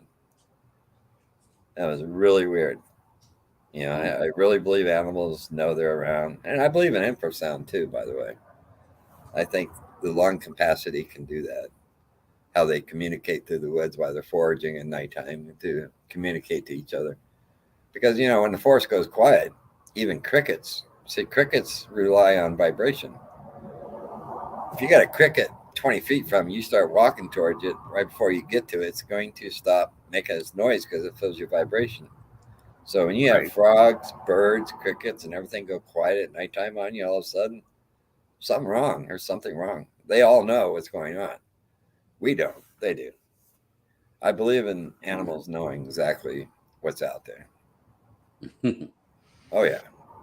Well, we've lost our tune with nature. Yeah, because of society we live in. Yeah, because we live in the modern world. Yeah, but I've had the hair raise up on the back of my neck many a times in the past. It's still there. Oh, it's still there because it's still trace. Yes, that's another sense that we don't use all the time, and in fact, it happened 3 times to me, and it was really eerie because your body's telling you, there's something there. There is something there because your body don't do that just for nothing. I mean, I wasn't thinking about nothing each time it happened. There was one place I was mining. I had to hike down to the creek and up a cliff about 100 foot high. I had to climb the cliff every morning, a rock wall, and carry all of my equipment. The first time I did it, I looked down. I'm like, how stupid are you? You're paralyzed in both legs, and you are on the side of a rock wall trying to get on because I couldn't get past the waterfall. So I had to get upstream. That's the only way I could go. And there was actually a mine shaft on the right-hand side. And about in the second week I was doing it, I walked by this mine shaft and the hair raised up on the back of my neck. And I'm like, what? I've been making this trip every day. What's going on here? It was eerie. Really eerie. Yeah. But I can understand why people, when they're out in the woods, they hear things, they feel things. And, there's a Sasquatch around every corner. And what really gets me on these reality shows is that they can make a 1-hour show just from sound. It just really blows me away. Well, it's a TV show. So well, I know, but just off of sound alone, it's just kind of weird. Yeah, I mean, it is what it is. I guess it's the next best thing to see in one. Well, I mean, it keeps the audience interested. I mean, if you're gonna make a Bigfoot show, you always have. Hey, Pete, stop! You always have to string them along. but to watch the next show, right? Oh yeah, it's like soap opera. All right. Oh, exactly. I mean, it's television. It's just it is Yeah. what it is, man. But I'm still back to let's show people animals for a change. Yeah. Here's a question for you. William, if someone funded you fully, what steps would you take in your current project with no limit to spending? Good question. I couldn't do no limit spending. That wouldn't be right. Theoretical. Well, no, you can't do unlimited spending. That's crazy. All right. Well, let's put the spending $250,000. What would you do? No, it's a lot lower than that. Actually, I've already had a quote done. Right now, we're sitting at for the pilot 25,000, and the pilot actually is not the show. The pilot actually goes to executive producers, and they're the ones that fund the show. So that's how it works in the real world. This is not. I'm learning step by step this time how it really works. Teaser first, pilot second, and then executive producer picks it up. Not a producer, executive producer, and they're the ones that find funding for you, so you can get everything paid. So instead of looking for somebody to fully fund something without executive producer, you're actually going the wrong direction. Well, I mean, you would. I think what Randy is saying basically is if somebody just dumped cash into your lap, said, "Do you, William? You do you. I'm not. I have no say. You just do you. What would you do with that?" I think what he's saying. I'll give you an example. I was offered $200,000 twice from a trophy hunter. I turned it down twice. So, I'm not. I have a hard time trying to spend a bunch of money on something because I'm poor. First of all, I could have took the $200,000 from the guy and never found the Sasquatch, and Sasquatch would have lived longer. But I refuse that because I'm in a no-kill zone. But if you, no, there's no unlimited funding because that's up to somebody else. It's not up to me. And like I said, executive producers do that. They actually take up the show and then they pay for it. And, I did it wrong in the beginning, like the Falcon Project, look for the funding. That was the wrong way to go. It's a lot of mistakes down the road when you do things like that.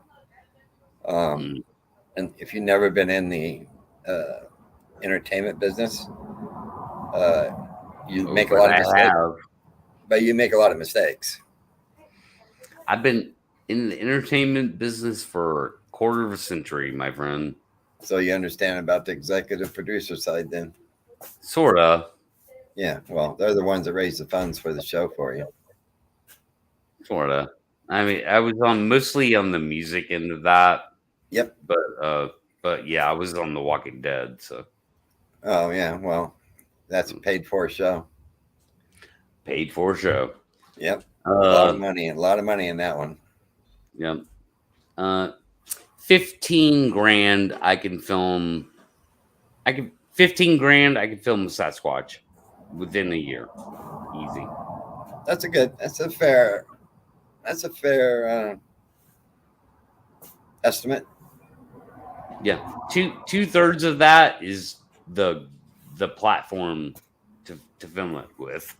Well, the other is. Yeah, the other third is travel expenses. Yeah, but you have to live out there to do that. Not necessarily. Well, if you don't live out there, you just have to get lucky then.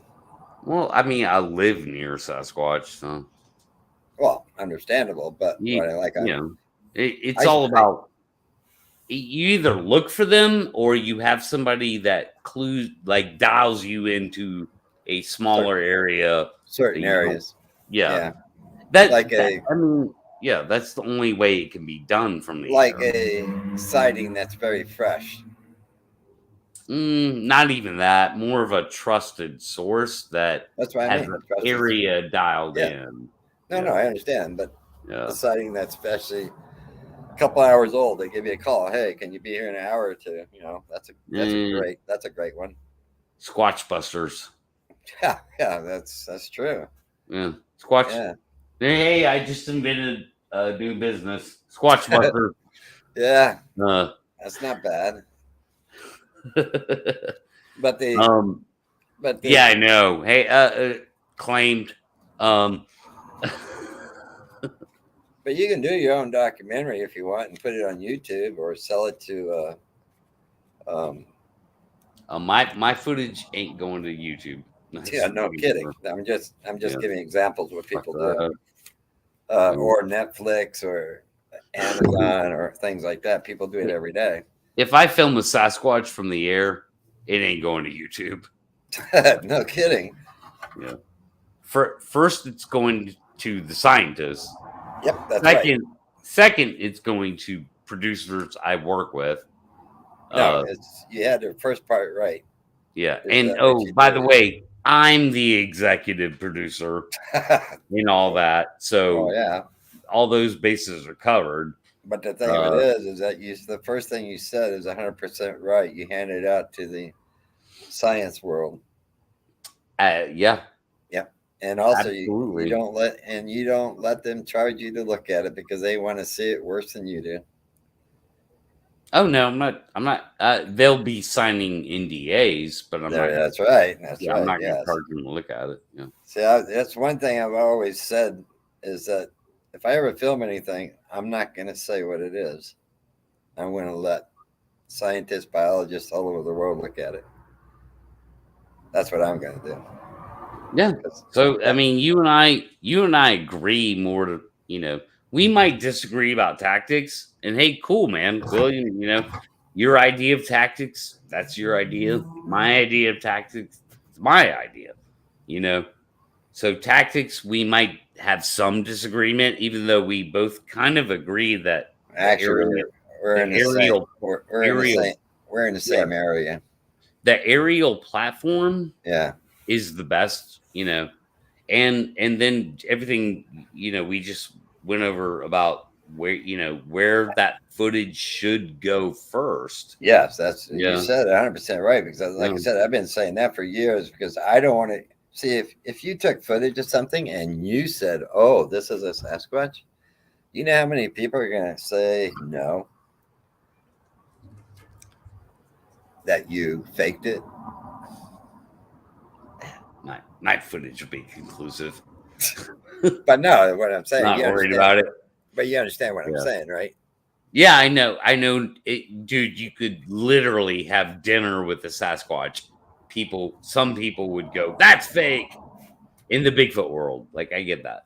And in the real world too, Yep, and that's what happens. So if you hand it over to the right people and don't pay them, because like I said, they want to see it just like you do. I mean, like everybody else. Worse than you do, actually, because some people live to see these things.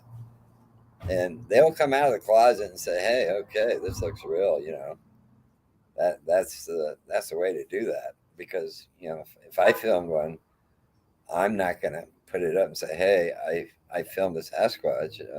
There's no way. That'd be the most stupidest thing I ever did. You would get hammered. I mean, well, I'll get hammered anyway. Yeah, well, I'm used to it. I'm actually used to it because it's just a rough field of work. Let me put it that way. Yeah, and you've told some of that story tonight, and I appreciate you doing that. I appreciate you being honest. Like, my read on you is that you're a genuine guy. For whatever that's worth, I'm not trying to put any stock into myself. I'm just saying, for whatever that's worth, dude, you seem very genuine, William, and I appreciate that in you, and I appreciate that you're willing to come on the show and talk about some things like that. Well, You know, it's better to, how would I say this? Instead of arguing about things, it's better to listen and maybe a little compromise on each side with people. And a lot of people don't understand sometimes, they get mad, they get aggravated, everything goes wrong, it's your fault, which is it's okay, it's normal. I mean, this is the world we live in. It goes wrong, it's your fault. Okay, it's my fault. What are you going to do? You fail at something, you know what? People fail every day. I can't change that. So I just have to live with it. It's just the way it is. What are you going to do? But I'm not going to give up on what I'm trying to do. There's no way, because after 25 years, I'm not going to give up. I'll probably go to my grave doing this. And that's something I get about you, like naturally. Just, I mean, just so you know, William, between you and I and everyone else watching, I'm picking up on that vibe.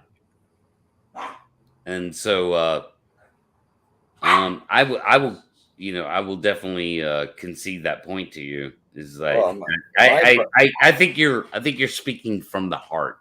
Well, my problem is my mind goes so fast when I hear that, when I start seeing things mentally, and my mind goes way past what somebody's talking about, because I'm like zooming across, like, okay, can this be done?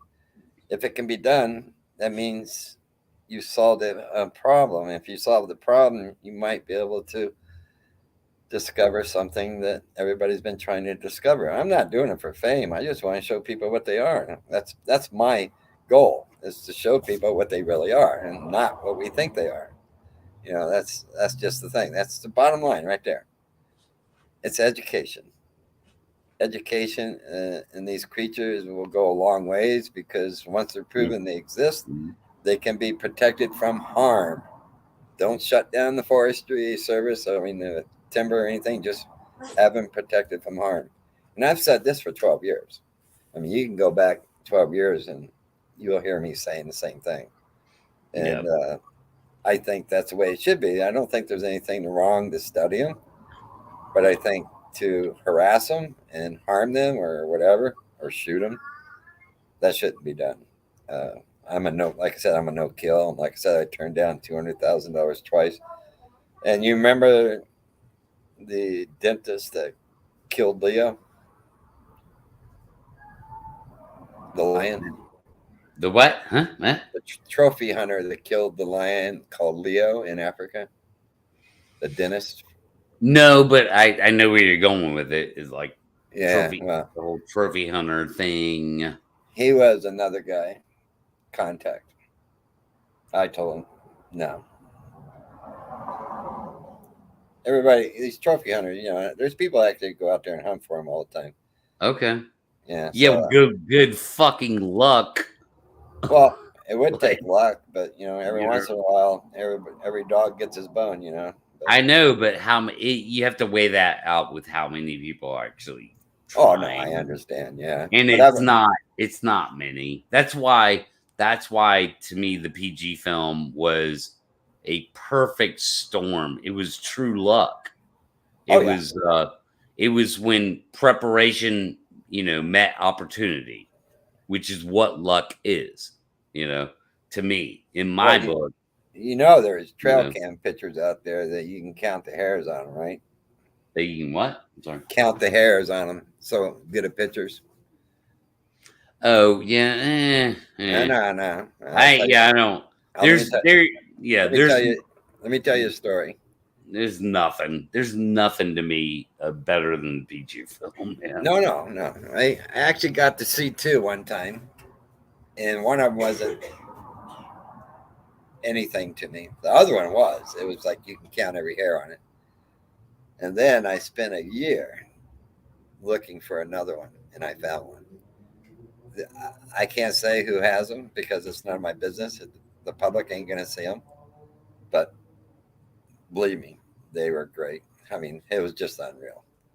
It just blew me away. I'm like, okay, trail cams do work sometimes. They really do sometimes. And maybe they do. But you won't Maybe see. there are people sitting on that. But Oh, like, they are. They are. The other one I found in Mississippi and all places.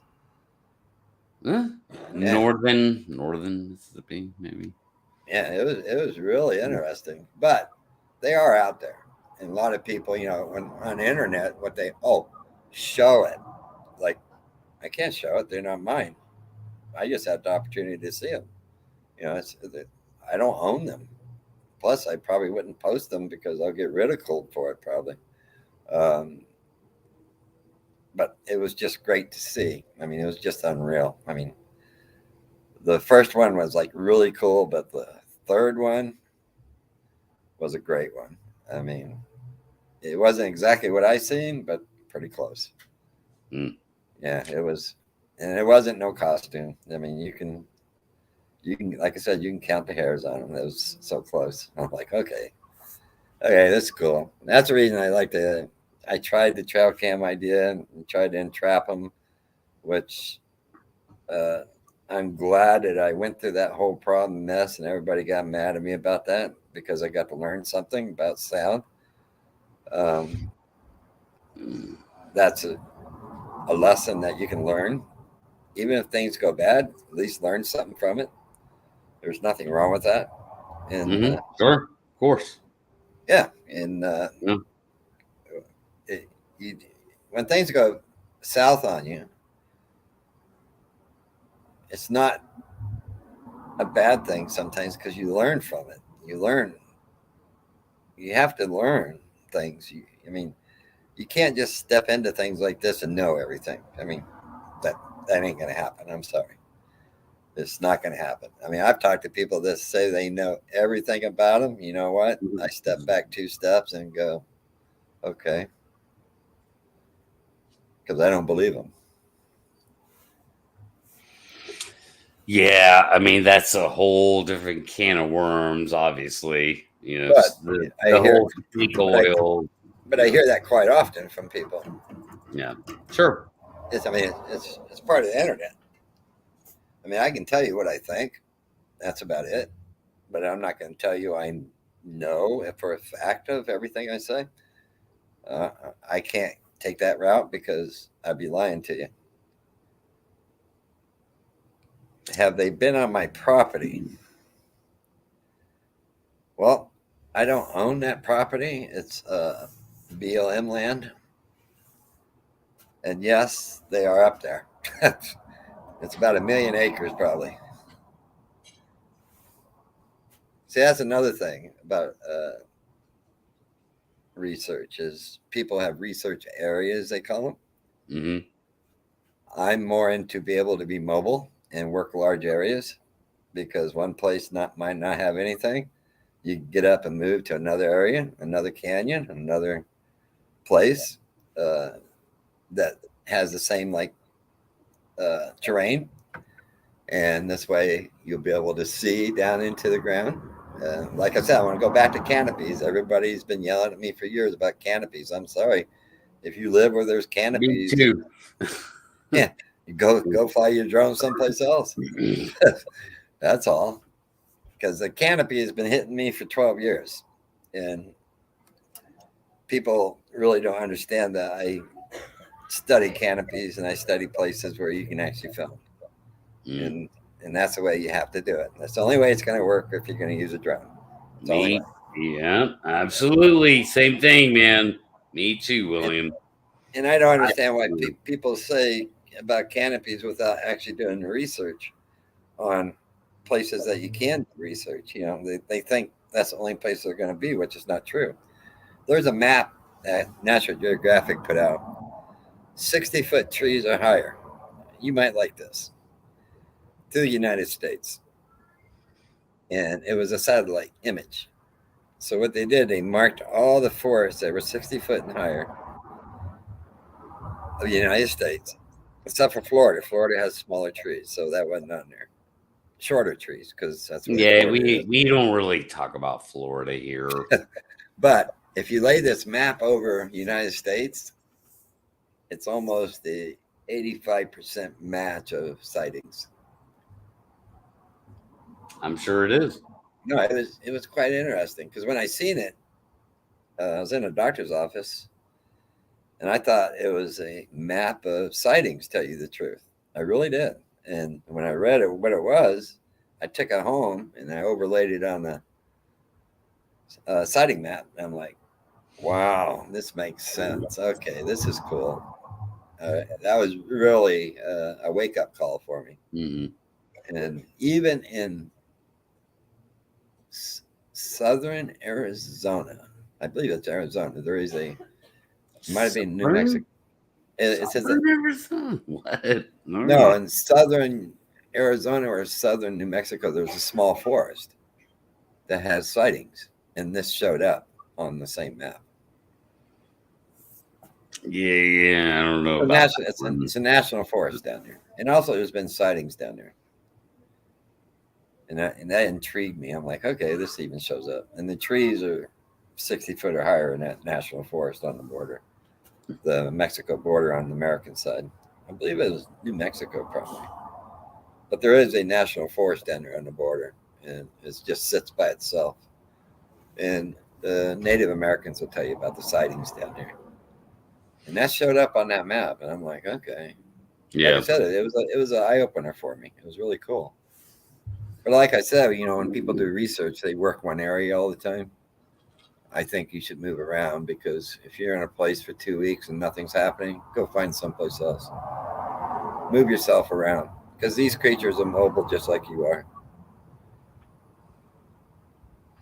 I don't know about just like us. They can't go. They can't go from Washington State to Georgia. No, I mean, you understand what I'm saying. They could be in one place, you could be in another. Right. You can hunt them down, not hunt them down literally, but you can hunt down their active areas. Is what I'm saying. That I agree with. Sure. Because a lot of people, they just work one area, and some people have luck at it. Don't get me wrong, but they're not there all the time. If you move around, and if you can stay around them as long as possible and figure out how large their territory is, which I've mentioned this in the past years ago. If we can figure out the territory on a couple of Sasquatches, a family or one, we can actually take a mathematical, scientific guess what the population is, if we know how large a territory is. Correct. And you're right about that. Then we can figure out what the possible population is. Yeah, we could certainly dial it into a window. Yeah. Instead of guessing, because I've heard so many numbers. Nobody's right. Nobody's right. No, yeah, dude. Some people say 5,000. I could ask chat right now, and you would get all different answers. Yeah, you would get 5,000, 50,000, 500,000, a million, like all over the place. Oh yeah. Well, so you got to understand that I did a 110-mile area of the Sierras, and I had evidence and encounters in all three places. And I'm talking 110-mile area, straight along the side of the Sierras. So, I don't know if they have a 500-mile area or a 1,000-mile area. Once we figure that out, we find out what the population could be estimated at. And I do believe they're territorial, because they don't inbreed. If they inbred, we would have found one in some suburb someplace by accident. Yeah, right. Like, that's what I mean. So they're smart enough. They're smart enough. Yeah, they're smart enough not to inbreed. Nature does allow for some inbreeding. Yes. But in primates, it gets complicated real fast. That's right. They push out, the males will push out other males. Yeah. In primate world. And now we're talking about inbreeding. Well, what? Pendulous breast. Let's talk about that. So, what'd you say? I didn't hear that. I said pendulous breasts. Let's talk about that. Okay. Per the PG film. Okay. It was inside joke. Okay. Yeah. Which was quite interesting when I actually got to see when they did a close up on that. That was, who in the hell would build a suit with breasts on it? With not Yeah. just breasts, but like very natural looking breasts. Well, yeah. I'll be pendulous. Never wore a bra. No. True. But if you're Yeah. gonna build a suit and you wanted to make it better, I don't think so. I just don't see that part. That's the reason, I kind of really believe it's real footage. But like I said, I wasn't there, and but another thing, like I said earlier, was if they did hoax that, they knew what they looked like. Yeah, and they should have made whoever hoaxed it, like built that suit, should have made millions and millions of dollars in Hollywood. Oh, well, yeah. Actually, the PG film made exactly $1 million after it was filmed. That's how much it was worth back then. Yeah, and Doug Hychek, several years ago, what, 10 years ago, something like that, 15 years ago, Doug Hychek, the producer of Monster Quest, approached Bob Gimlin and said, well, didn't approach him. He, on a phone call, said, Bob, just come clean.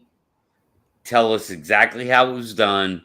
I'll pay you $1 million to, Yeah, I think I heard that story. Yeah, to come clean, like basically on no, air, like on camera, participate in a documentary to come clean and tell us how it's done. And Bob immediately was like, I'd love to take your money, but here's what actually happened, and told him the whole story over again. Oh, yeah. So I mean, $1 million. So yeah, here's what we did. Like $1 million, dude. Like, I'll lie about. I think I'll tell a lie for $1 million. I think I would. I'm not gonna lie. I was actually going to go to that point. There are some people that even if something was real for $1 million would lie about it. Mm-hmm. Yeah, that's a fact nowadays with humans. So money is hey man, money's bad. That's all my dreams come true. Yeah, but what would you do with it? Oh, I buy 4 Lamborghinis. That's it. No drones? Oh, like a toy drone or something. No, I mean, yeah, I say that in jest. I mean, dude, $1 million, $1 million dropped in my lap in one setting, I'm good, man. Well, actually, like, yeah, I got the truck I need. I've got the property, the humble cabin in the woods I need. Like, dude, I could live off that the rest of my life easily. Oh yeah, but I would actually throw almost all that into research. I would. Not me. No, I would. I mean, I didn't say all. Yeah, I said most. Out of $1 million, maybe 50 grand into research. The problem is that I have a hard thing about people doing things. Volunteer or anything. I've always wanted to pay people, and that's a fault I have because I'm a poor person, and I believe people should be paid for their work. I don't need other people. But I mean, just saying is, if you're going to do research and put a bunch of people into it, I think they should be paid. But that's a downfall for me. I'm a very poor person. And Sure. Yeah, funding, proper funding. Yeah, proper funding. Yeah. And that's one of my downfalls, proper funding. And but I always believe people should be paid for this type of work because most people do it just on their free time or volunteers, and I think people should be paid for it, and that's like I said, it's a downfall of mine because if I did it differently and just give people that really want to prove that they exist and do it on their own time and own money to help do it, I'd probably be better off to do it that way. I mean, probably would. Yeah, I mean, It'd make it a lot easier. I'll tell you that. I'm all for more funding, but I'm not going to take my cool mill and dump it into the funding of Bigfoot research. Well, I didn't say the no. whole thing. I'd spend a pretty good penny on it because it's a passion for me. 50 grand. Yeah, maybe start maybe off 100. Yeah, there you go. Now you're getting a little better. Yeah. All right. So maybe 100. Yeah, it's worth it because at the end of the day, if it works, you accomplish something. Oh yeah, and you'll probably make more 6 or 7 million off the whole fucking thing. I mean, another there's thing money on the table if you discover Sasquatch. Actually, I don't care what anybody says. Another thing that if people listen to the things I said in the past was if I ever did discover it and there was money to be made, a lot of it would go to a university to make a class just for the biology to study these. And that's noble. Yeah, and fair. And it should be because this is where it should be in the first place. They should have students in this field of work actually doing field work, and it should be funded by the university. It should, but they won't do it because they don't believe it's real. So, until they do, right? Yeah, until they do. But once it's discovered, and you take a good portion of that money and say, hey, I'm going to donate this money to a certain class for people to study what we discovered. And you start you're starting a whole research program on something, making it bigger, in other words, a research program, a large research program. And if you able to discover that they're real, they can use your start off with your tactics, give them a path to use. Yeah, once it's a proven tactic, you can't patent that. You know what I mean? So, no, but I'm saying that's what you should do. What you're doing is you're leading the way. You're leading the path for people, and and I am. If I can figure out how to, or you, if I could figure out how to actually study them, I would want other researchers to do the same thing. I would want students in biology to do the same thing. Because I think it's something that really needs to be studied. And like I said, I just want to show people what they are and what we don't. I mean, I want to show people what they are and not what we think they are. That's it. Fair enough. Because there's too many opinions out there what they are. With almost no information. Well, we have information all around them, but we don't have information about them. Yeah, exactly. Yeah. So there's a giant void of a lack of information. That void, it gets filled with everything in between. Yeah. So, see, we haven't. It's like a bullseye. We haven't hit the bullseye yet. That's all. Yeah. Correct. Yeah, we haven't. It's like playing darts. Yeah. Yes. Yeah. I like that.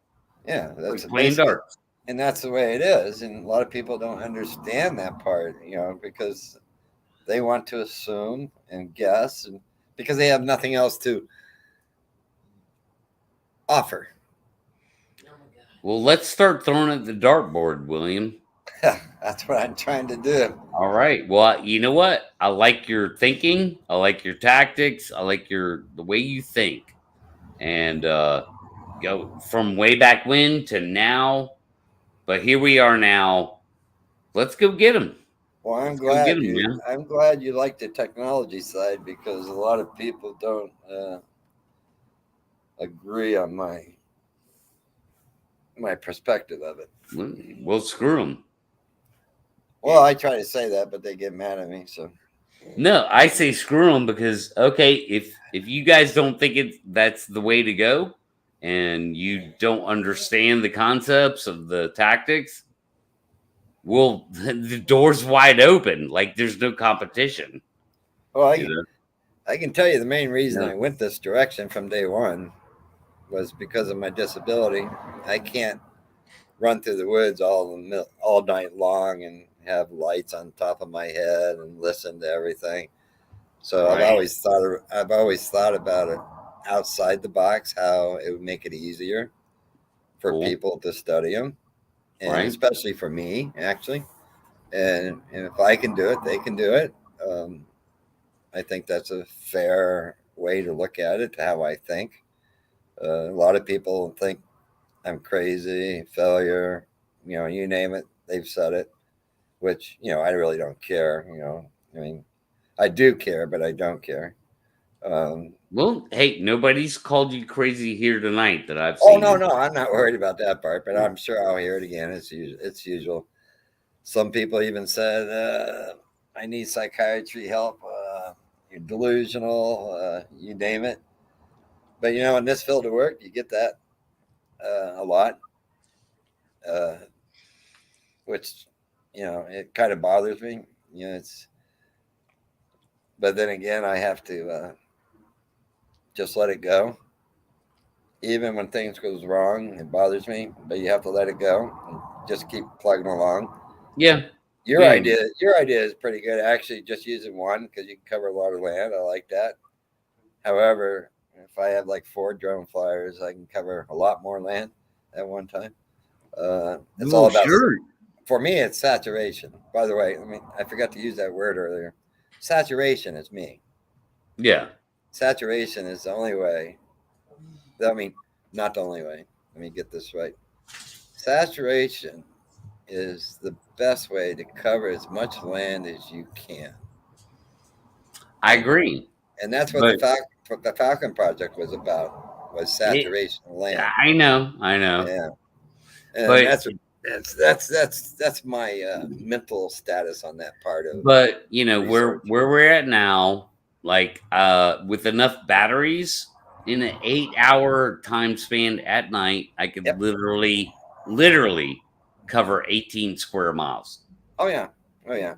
By moving around in certain places. Now this isn't everywhere. Yeah, I know. It's not a blanket.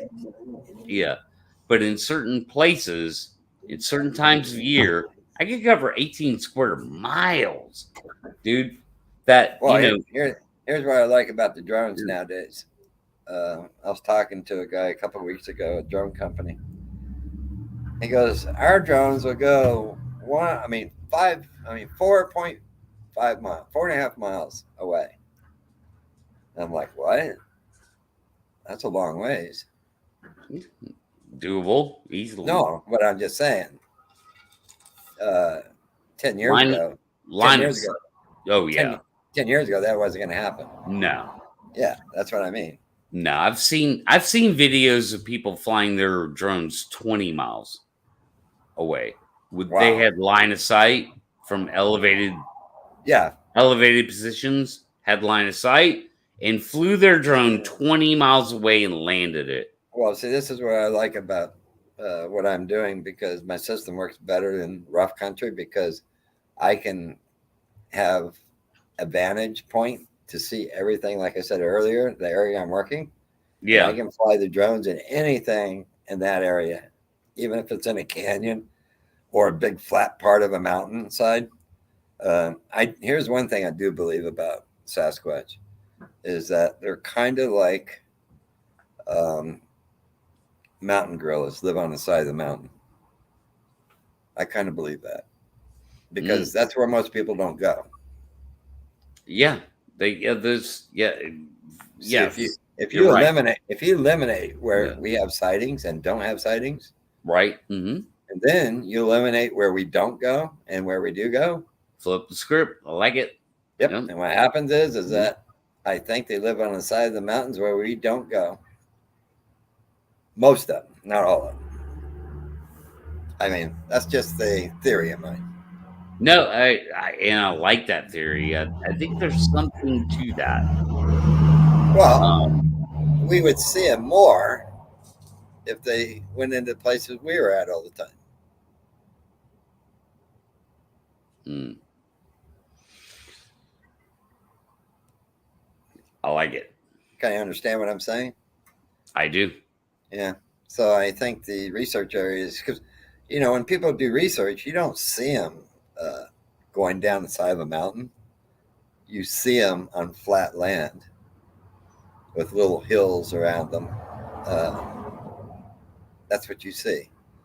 Yeah. But those hillsides are very important. And if you listen to the Native Americans, when you talk to them, they point to the side of those mountains. I think they can deal with that steep terrain Yep. 10 times better than us. You know what? And this is the reason why I think they're bipedal. Because when they grab a tree, they can walk around on the side of the mountain. Like when you're climbing the side of the mountain, it's steep. You have to grab I'll get it. I need a white coffee. If I'm steep incline in the way I am, I have to grab a tree next to me to pull myself up. Right. So I think it's very possible, just a theory of mine, that, you know, these things have been in the mountains for thousands of years or whatever, or hundreds of thousands. I don't know how long they've been around. That if they live in these terrains, they use these trees to pull them along, I guess, in the beginning, and they're standing up doing it. It's just a theory. And it becomes bipedal after a while. Right. It makes it a lot easier to navigate those side of those mountains to do that. I mean, these things could disappear in a second. That's just amazing. Up a side of a mountain. Yeah, they're very capable. Oh, yeah. Evidently, they're very capable. And most sightings, if you Google Earth, a lot of sightings, you notice there are valleys, there are large mountainsides close by, and water. Yeah, Water. yeah. Yeah, they follow rivers, they follow streams, because I've always said if you find their water source, you'll find them. Yeah, wet forested areas with some kind of terrain that has verticality. Yeah. Yeah. That's where they're seen. Like 99%. Yeah. Yeah. Yeah. Nobody ever sees them strolling along the wide open areas of Kansas. Well, That's not a thing. Yeah. no, that's true, but you know what I'm saying is all just theory. That's it. I don't anything that I'm saying. I don't want people that are listening to imply that this is on fact or fact based or anything. Everything is a theory or assumption. That's it. Because, like I said, we don't know nothing about them, but we do. Like I said, we know everything on the outside about them, but we don't know exactly about them. Sure. And the mountainside, I kind of really agree with after many years of looking at this and the places that I found. In fact, my first encounter happened from a side of a mountain. It came down a side of the mountain and came into the canyon. There you go. And it was kind of weird, you know. It was real thick too, believe it or not. It took me years to go up in that canyon. I'll tell you that right now, by myself. And it took me 10 years to throw a sleeping bag on the ground, start a fire 100, 150 feet from my encounter. That took about 10 years to do that. I had to get it out of my system. I really did, because it really bothered me for years. I mean, it really did. I'm like, see, I'm a type of guy that used to throw a sleeping bag on the ground, make a little fire, and go to sleep. Right. That's why I grew up in Tennessee. Mm. After my encounter, that kind of changed my outlook on camping, and how big my gun is, but not to kill one, just for protection. Sure.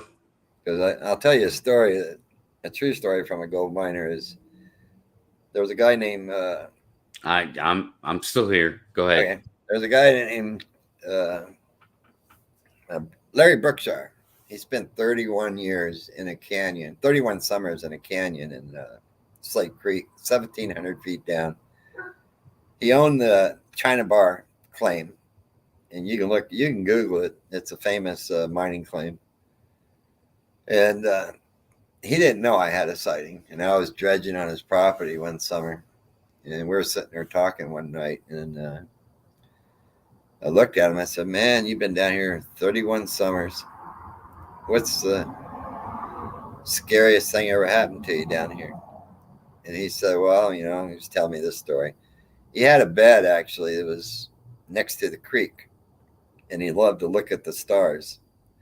He actually hiked it down. He didn't use a tent. He just had a bed there around his camp. And he said one night, this thing, he didn't say what it was, walked up on him and stood over him, and he could hear it breathing. Now, you got to remember, this is a hardcore miner. I mean, I'm talking hardcore, scared of nothing. And I looked at him after he said it was the scariest, longest night I ever had. And when he said that, I looked at him and said, Larry, I've known you for a long time. I know when you go to bed, you have a 44 Magnum on your chest. He has a holster that sits on his chest. I said, "Why didn't you shoot it?" He goes, "If I didn't kill it on the first shot, it would have killed me." That's how big it was. Right. Yeah. Yeah. Yeah. And I know what a 44 Magnum will do. And I'm like, this guy is not some tweaker or some druggie or alcoholic. He was a full-fledged hardcore miner. He grew up in the mining business. And that was just about 1.5 miles from where I tracked one up from the creek, Slate Creek. And then I told him my story after that. And, like I said, he didn't know what happened to me when I asked him. And it was quite interesting. And I just blew me away, And then he's not the only miner. I started talking to miners. Miners don't talk a lot about things, but once you get to know them, they start talking to you. And they'll start, because, they think you're crazy. They're crazy when they see things like that. But when you get to know them, they open up a little bit. And I've heard stories that just boggle your mind what these people see that live out there. And also guerrilla growers, marijuana growers. Yeah. A lot of information that I got over the years were for them. Because they wouldn't talk about it. And the reason why is because they didn't want people to find their patch. Made a lot of sense. And it's quite common up there in Northern California, these stories. Once you get to know them, if you don't know them, they're not going to talk to you about it. Right. And so there, when it comes down to population-wise, they're kind of more common than we really think they are. To me, I mean, not a lot of them, but more common. Yeah. No, I would agree with that. I mean, I'm not going to say there's 10,000 of them, but I'm going to say there's a few of them out there, and probably more than what we think. Or, well, it depends what the number of the person says. If they say 20,000, I don't think that's a legit number. But my opinion, just take a guess from what I've been through. California, Oregon, and Washington, probably 300 or 400. The reason why is because I think a lot of sightings are the same one in certain areas. Because, you might have 5 sightings in one area. It's possibly 4 of those sightings was the same one. So there's things like that you have to calculate into population. Sure. But like I said, study them, territory, good educated guess, and then boom, we have population, at least close population. I don't think they live in groups of 4 or 5. I mean, 10 or 15 or 20. I think it's more feasible to say male, female, and juvenile, or juveniles, maybe too. 4. I mean, 4 in a group. So I've heard up to 5 in a group before from the hybrid trolling. Yeah. And but usually they're solo. Most sightings are solo.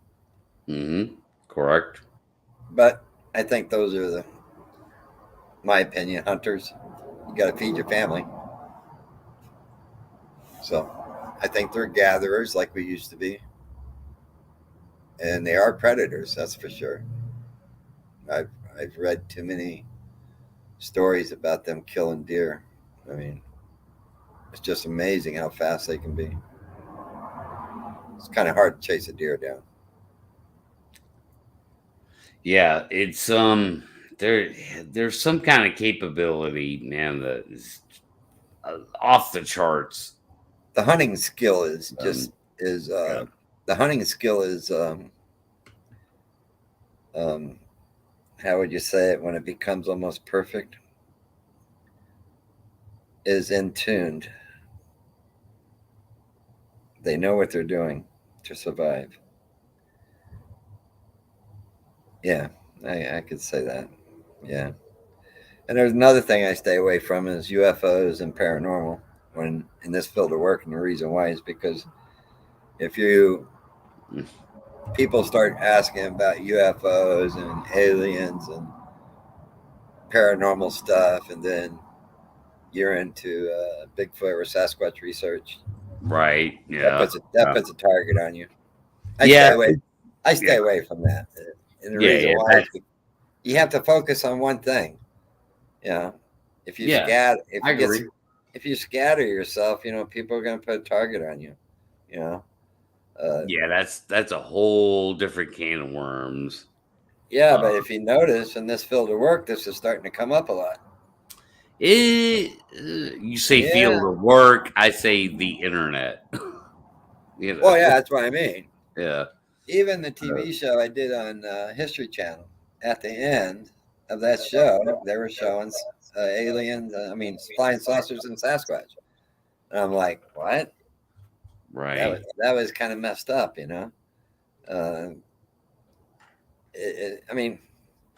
not messed up. It's just throwing stuff out there that shouldn't be done. It shouldn't be thrown out there. Because, the people are watching it. They're like, what? Yeah. These guys are crazy. that gets convoluted real fast. So they associate it with all researchers sometimes. Some people do. Yeah. They think. Again. Dots get connected. And, and I'm like, and then stereotypes get developed. All that. Yep. And that's the reason I stay out of that side. Don't get me wrong. I believe there's probably something else out there in the universe, but right now, I really don't care. I hope someday they land and say hi and not blow us up. But I'm going to stay in my field of work, and I don't care what everybody else does or say or think. And well, good for you. Good on you. What do you think about the mind speaking? I got to hear this. Not much. Yeah. See, that's another thing I stay away from. Yeah. It's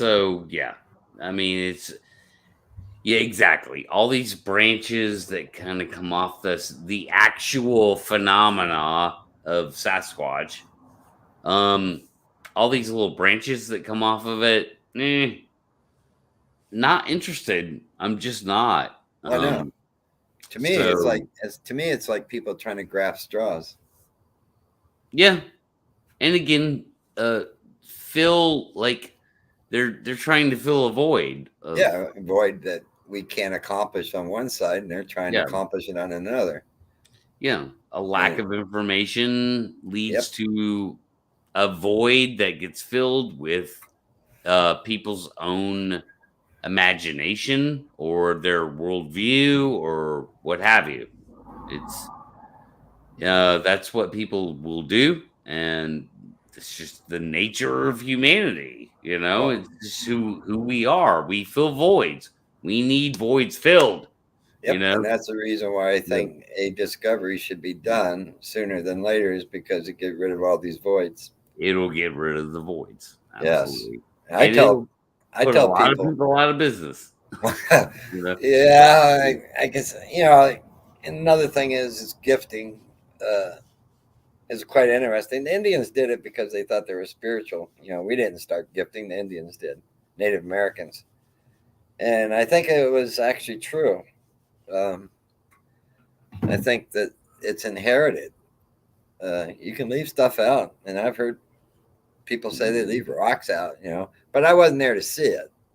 I'm just Yeah. reading all these stories that they do this.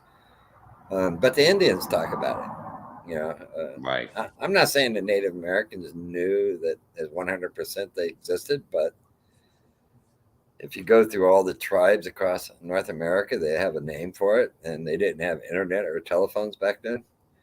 So it brings it pretty close to truth. And a lot of people argue that, there wasn't no written language or anything. They're just stories and lithographs. But the reason I'm bringing this subject up is after my encounter, I started reading about Native Americans first, what they thought about them, not the white man, but Native Americans. And there's a lot of stories about it out there. And like I said a while back, they lived amongst them. And, I remember one story was a biologist asked a elder about him. And the elder said, "You're just realizing that something else is out there," that was pretty cool. Right. Yeah, and that's cool. And I think Native Americans, they might not have said things or looked at things the right way like we do scientifically, but I think they were right all the time. I'm not going to discredit them, but the spiritual part is what people kind of disagree with, I guess, because they think they're spiritual. And, it's the same thing goes with, you know what a shapeshifter is, right? Mm-hmm.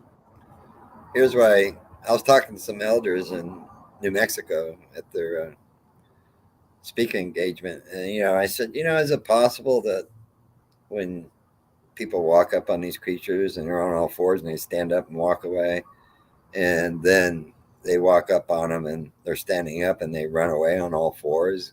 Is that possible as a shapeshifter?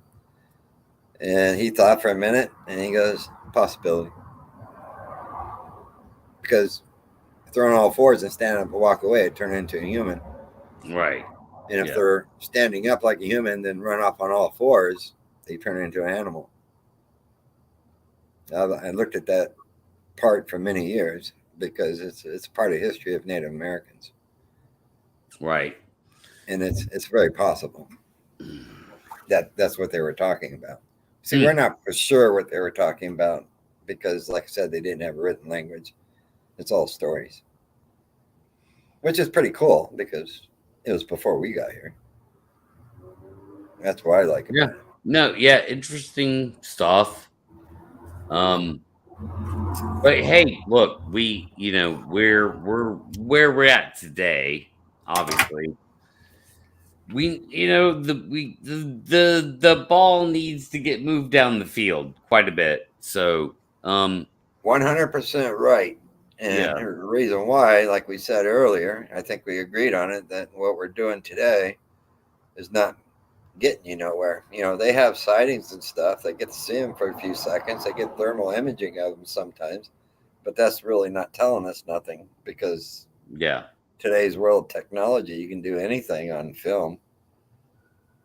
Anything you want. And I mean, there's a whole metadata transparency thing that comes along with that. You can actually prove that your footage is real. Well, the longer the footage, the better off you are. I agree. I Yeah. mean, it That's where leaves. that's where it has Yeah, to be. there's more exposure, literally.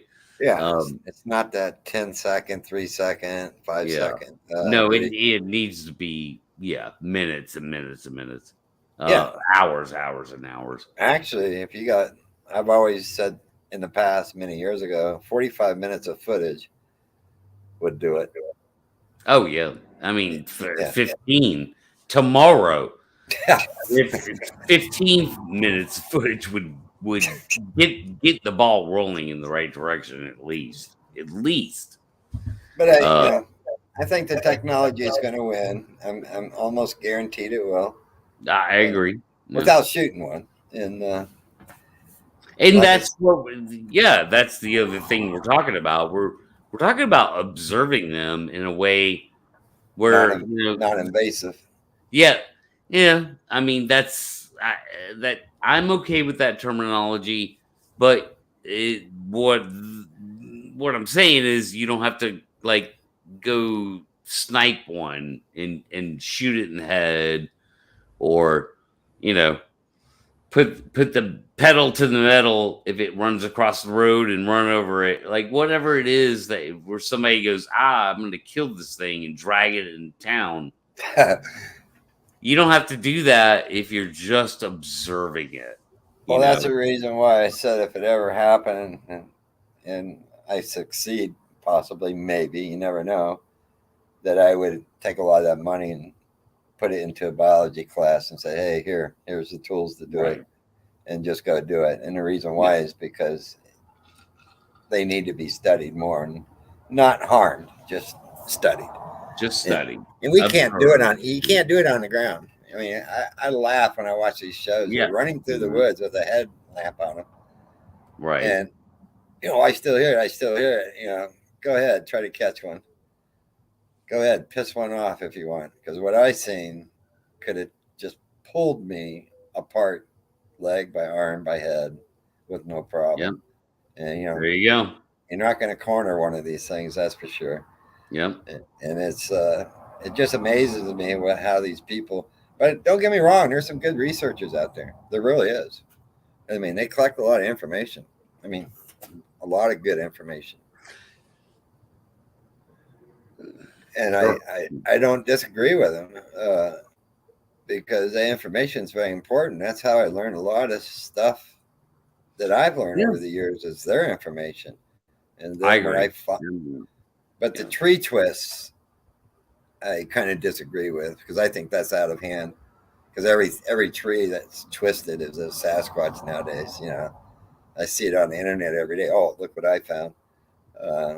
Only a Sasquatch could have done this. I'm like, okay, because I've seen 5 real ones, and it was really cool. So, but I haven't seen anything almost. I've only seen it a couple times, like what I've seen, but the rest of them are just random stuff they find in the woods. That's Sure. Those are weekend warriors, I guess you call them. Yeah. There's a lot of them. Most are. Yeah. Huh? Most are. What'd you say? I'm sorry. As most are. Most are. Yeah. That's the reason I'm not a weekend warrior. If I go, I stay. And that's the reason I like this is because the longer you stay, the better odds you have of finding any type of evidence. Because if you're there just for 2 or 3 days and you wait a month or 2, you miss something probably. It's just. But I know it's hard to get away from your job. Unless you have a bunch of money, you really can't do it full time, or unless you're funded to do it, which is I have to get away from that part. Actually, I have to start funding my own research now because I don't have to rely. Like I told you before, I had promises of money, and at the end of the day, there wasn't none. I can't go through that no more. I hear you. It's ridiculous. It's totally ridiculous. So I figured out a business finally, which I'm actually completing in 3 weeks. that actually will fund me really well, and this way I can do the research that I want to do and do it long term instead of short term. And uh, that's my goal now, is to fund my own research. That's the only way I can do it. All It's right. only because if you rely on other people with money, forget it. You know, because it can destroy you. It can. I've been there. Yeah, man. I tell you what, like, great conversation tonight. We could actually, you know, pick this back up. Like, let's do a part two. I'd love to have you back on again and talk more, and Well, maybe, yeah, we maybe bring a couple other people in and all bounce off of each yep. other, because it's important to kind of like, like what we talked about tonight with the aerial tactics, things like that. Well, Get to one thing I an did understanding. Yeah, the one thing I did leave out tonight was about the Canadian part and where we're doing the pilot. I can leave that for the next one, sure. and who are the people that we're working with. And this Okay. way, I think people will really enjoy how we're. I told you over the phone when we talked what I was doing Mm. it the pilot in a different way up in Canada, and I think that'd be a good way to do this again, because I'll have an update in about 2 more weeks on that, Yeah. and we're supposed to do that in July.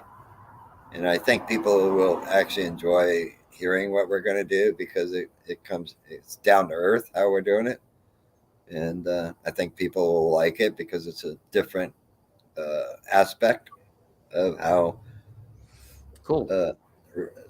different view aspect of Sasquatch, and we're actually doing some filming up there right now for what we're doing. In fact, might be able to show you guys. Might be ready by then. So All right. yeah, but Well, I'll know in about 2 to 3 weeks. all right. Okay. Well, yeah. Let's definitely get you back on. We'll do a part two. Thanks for being here tonight, William. I appreciate it. Great insight, good discussion, and yeah. You know, Thanks for being here, man. I appreciate you having me on here. You know, like I said before, kind of bad everything. Kind of feel bad everything went bad in the past, but there's nothing I can do about the past. Uh, I I just understand have that. I just have to keep going forward. I'm glad you let me on here to explain everything. Really appreciate it, actually. So Mhm. yeah, next time, maybe what, 3 4 weeks. Yeah, something like that. Sure. Yeah, bring a couple other people on. Sounds good. Yep, just All right. just contact me. So I will, man. in fact, I'll contact you if I get the new footage coming in. Please do. Then we can share it on this. Yeah. You guys would be the first one to see it. All right. Yep, I All right. appreciate it, man, All right. and Well, thanks, everybody man. else that's listening too. So All right. Well, I'm gonna wrap it up and play my outro. But thank you so much for coming on, Will. oh no, I Appreciate it. really appreciate it a lot. I really do. I mean, I've been needing to do this for a long time. All right. Thanks, man. Thank you. Bye bye. Cameron. Thanks everybody for watching. I'm gonna wrap it up, and yeah, we'll see you guys Tuesday.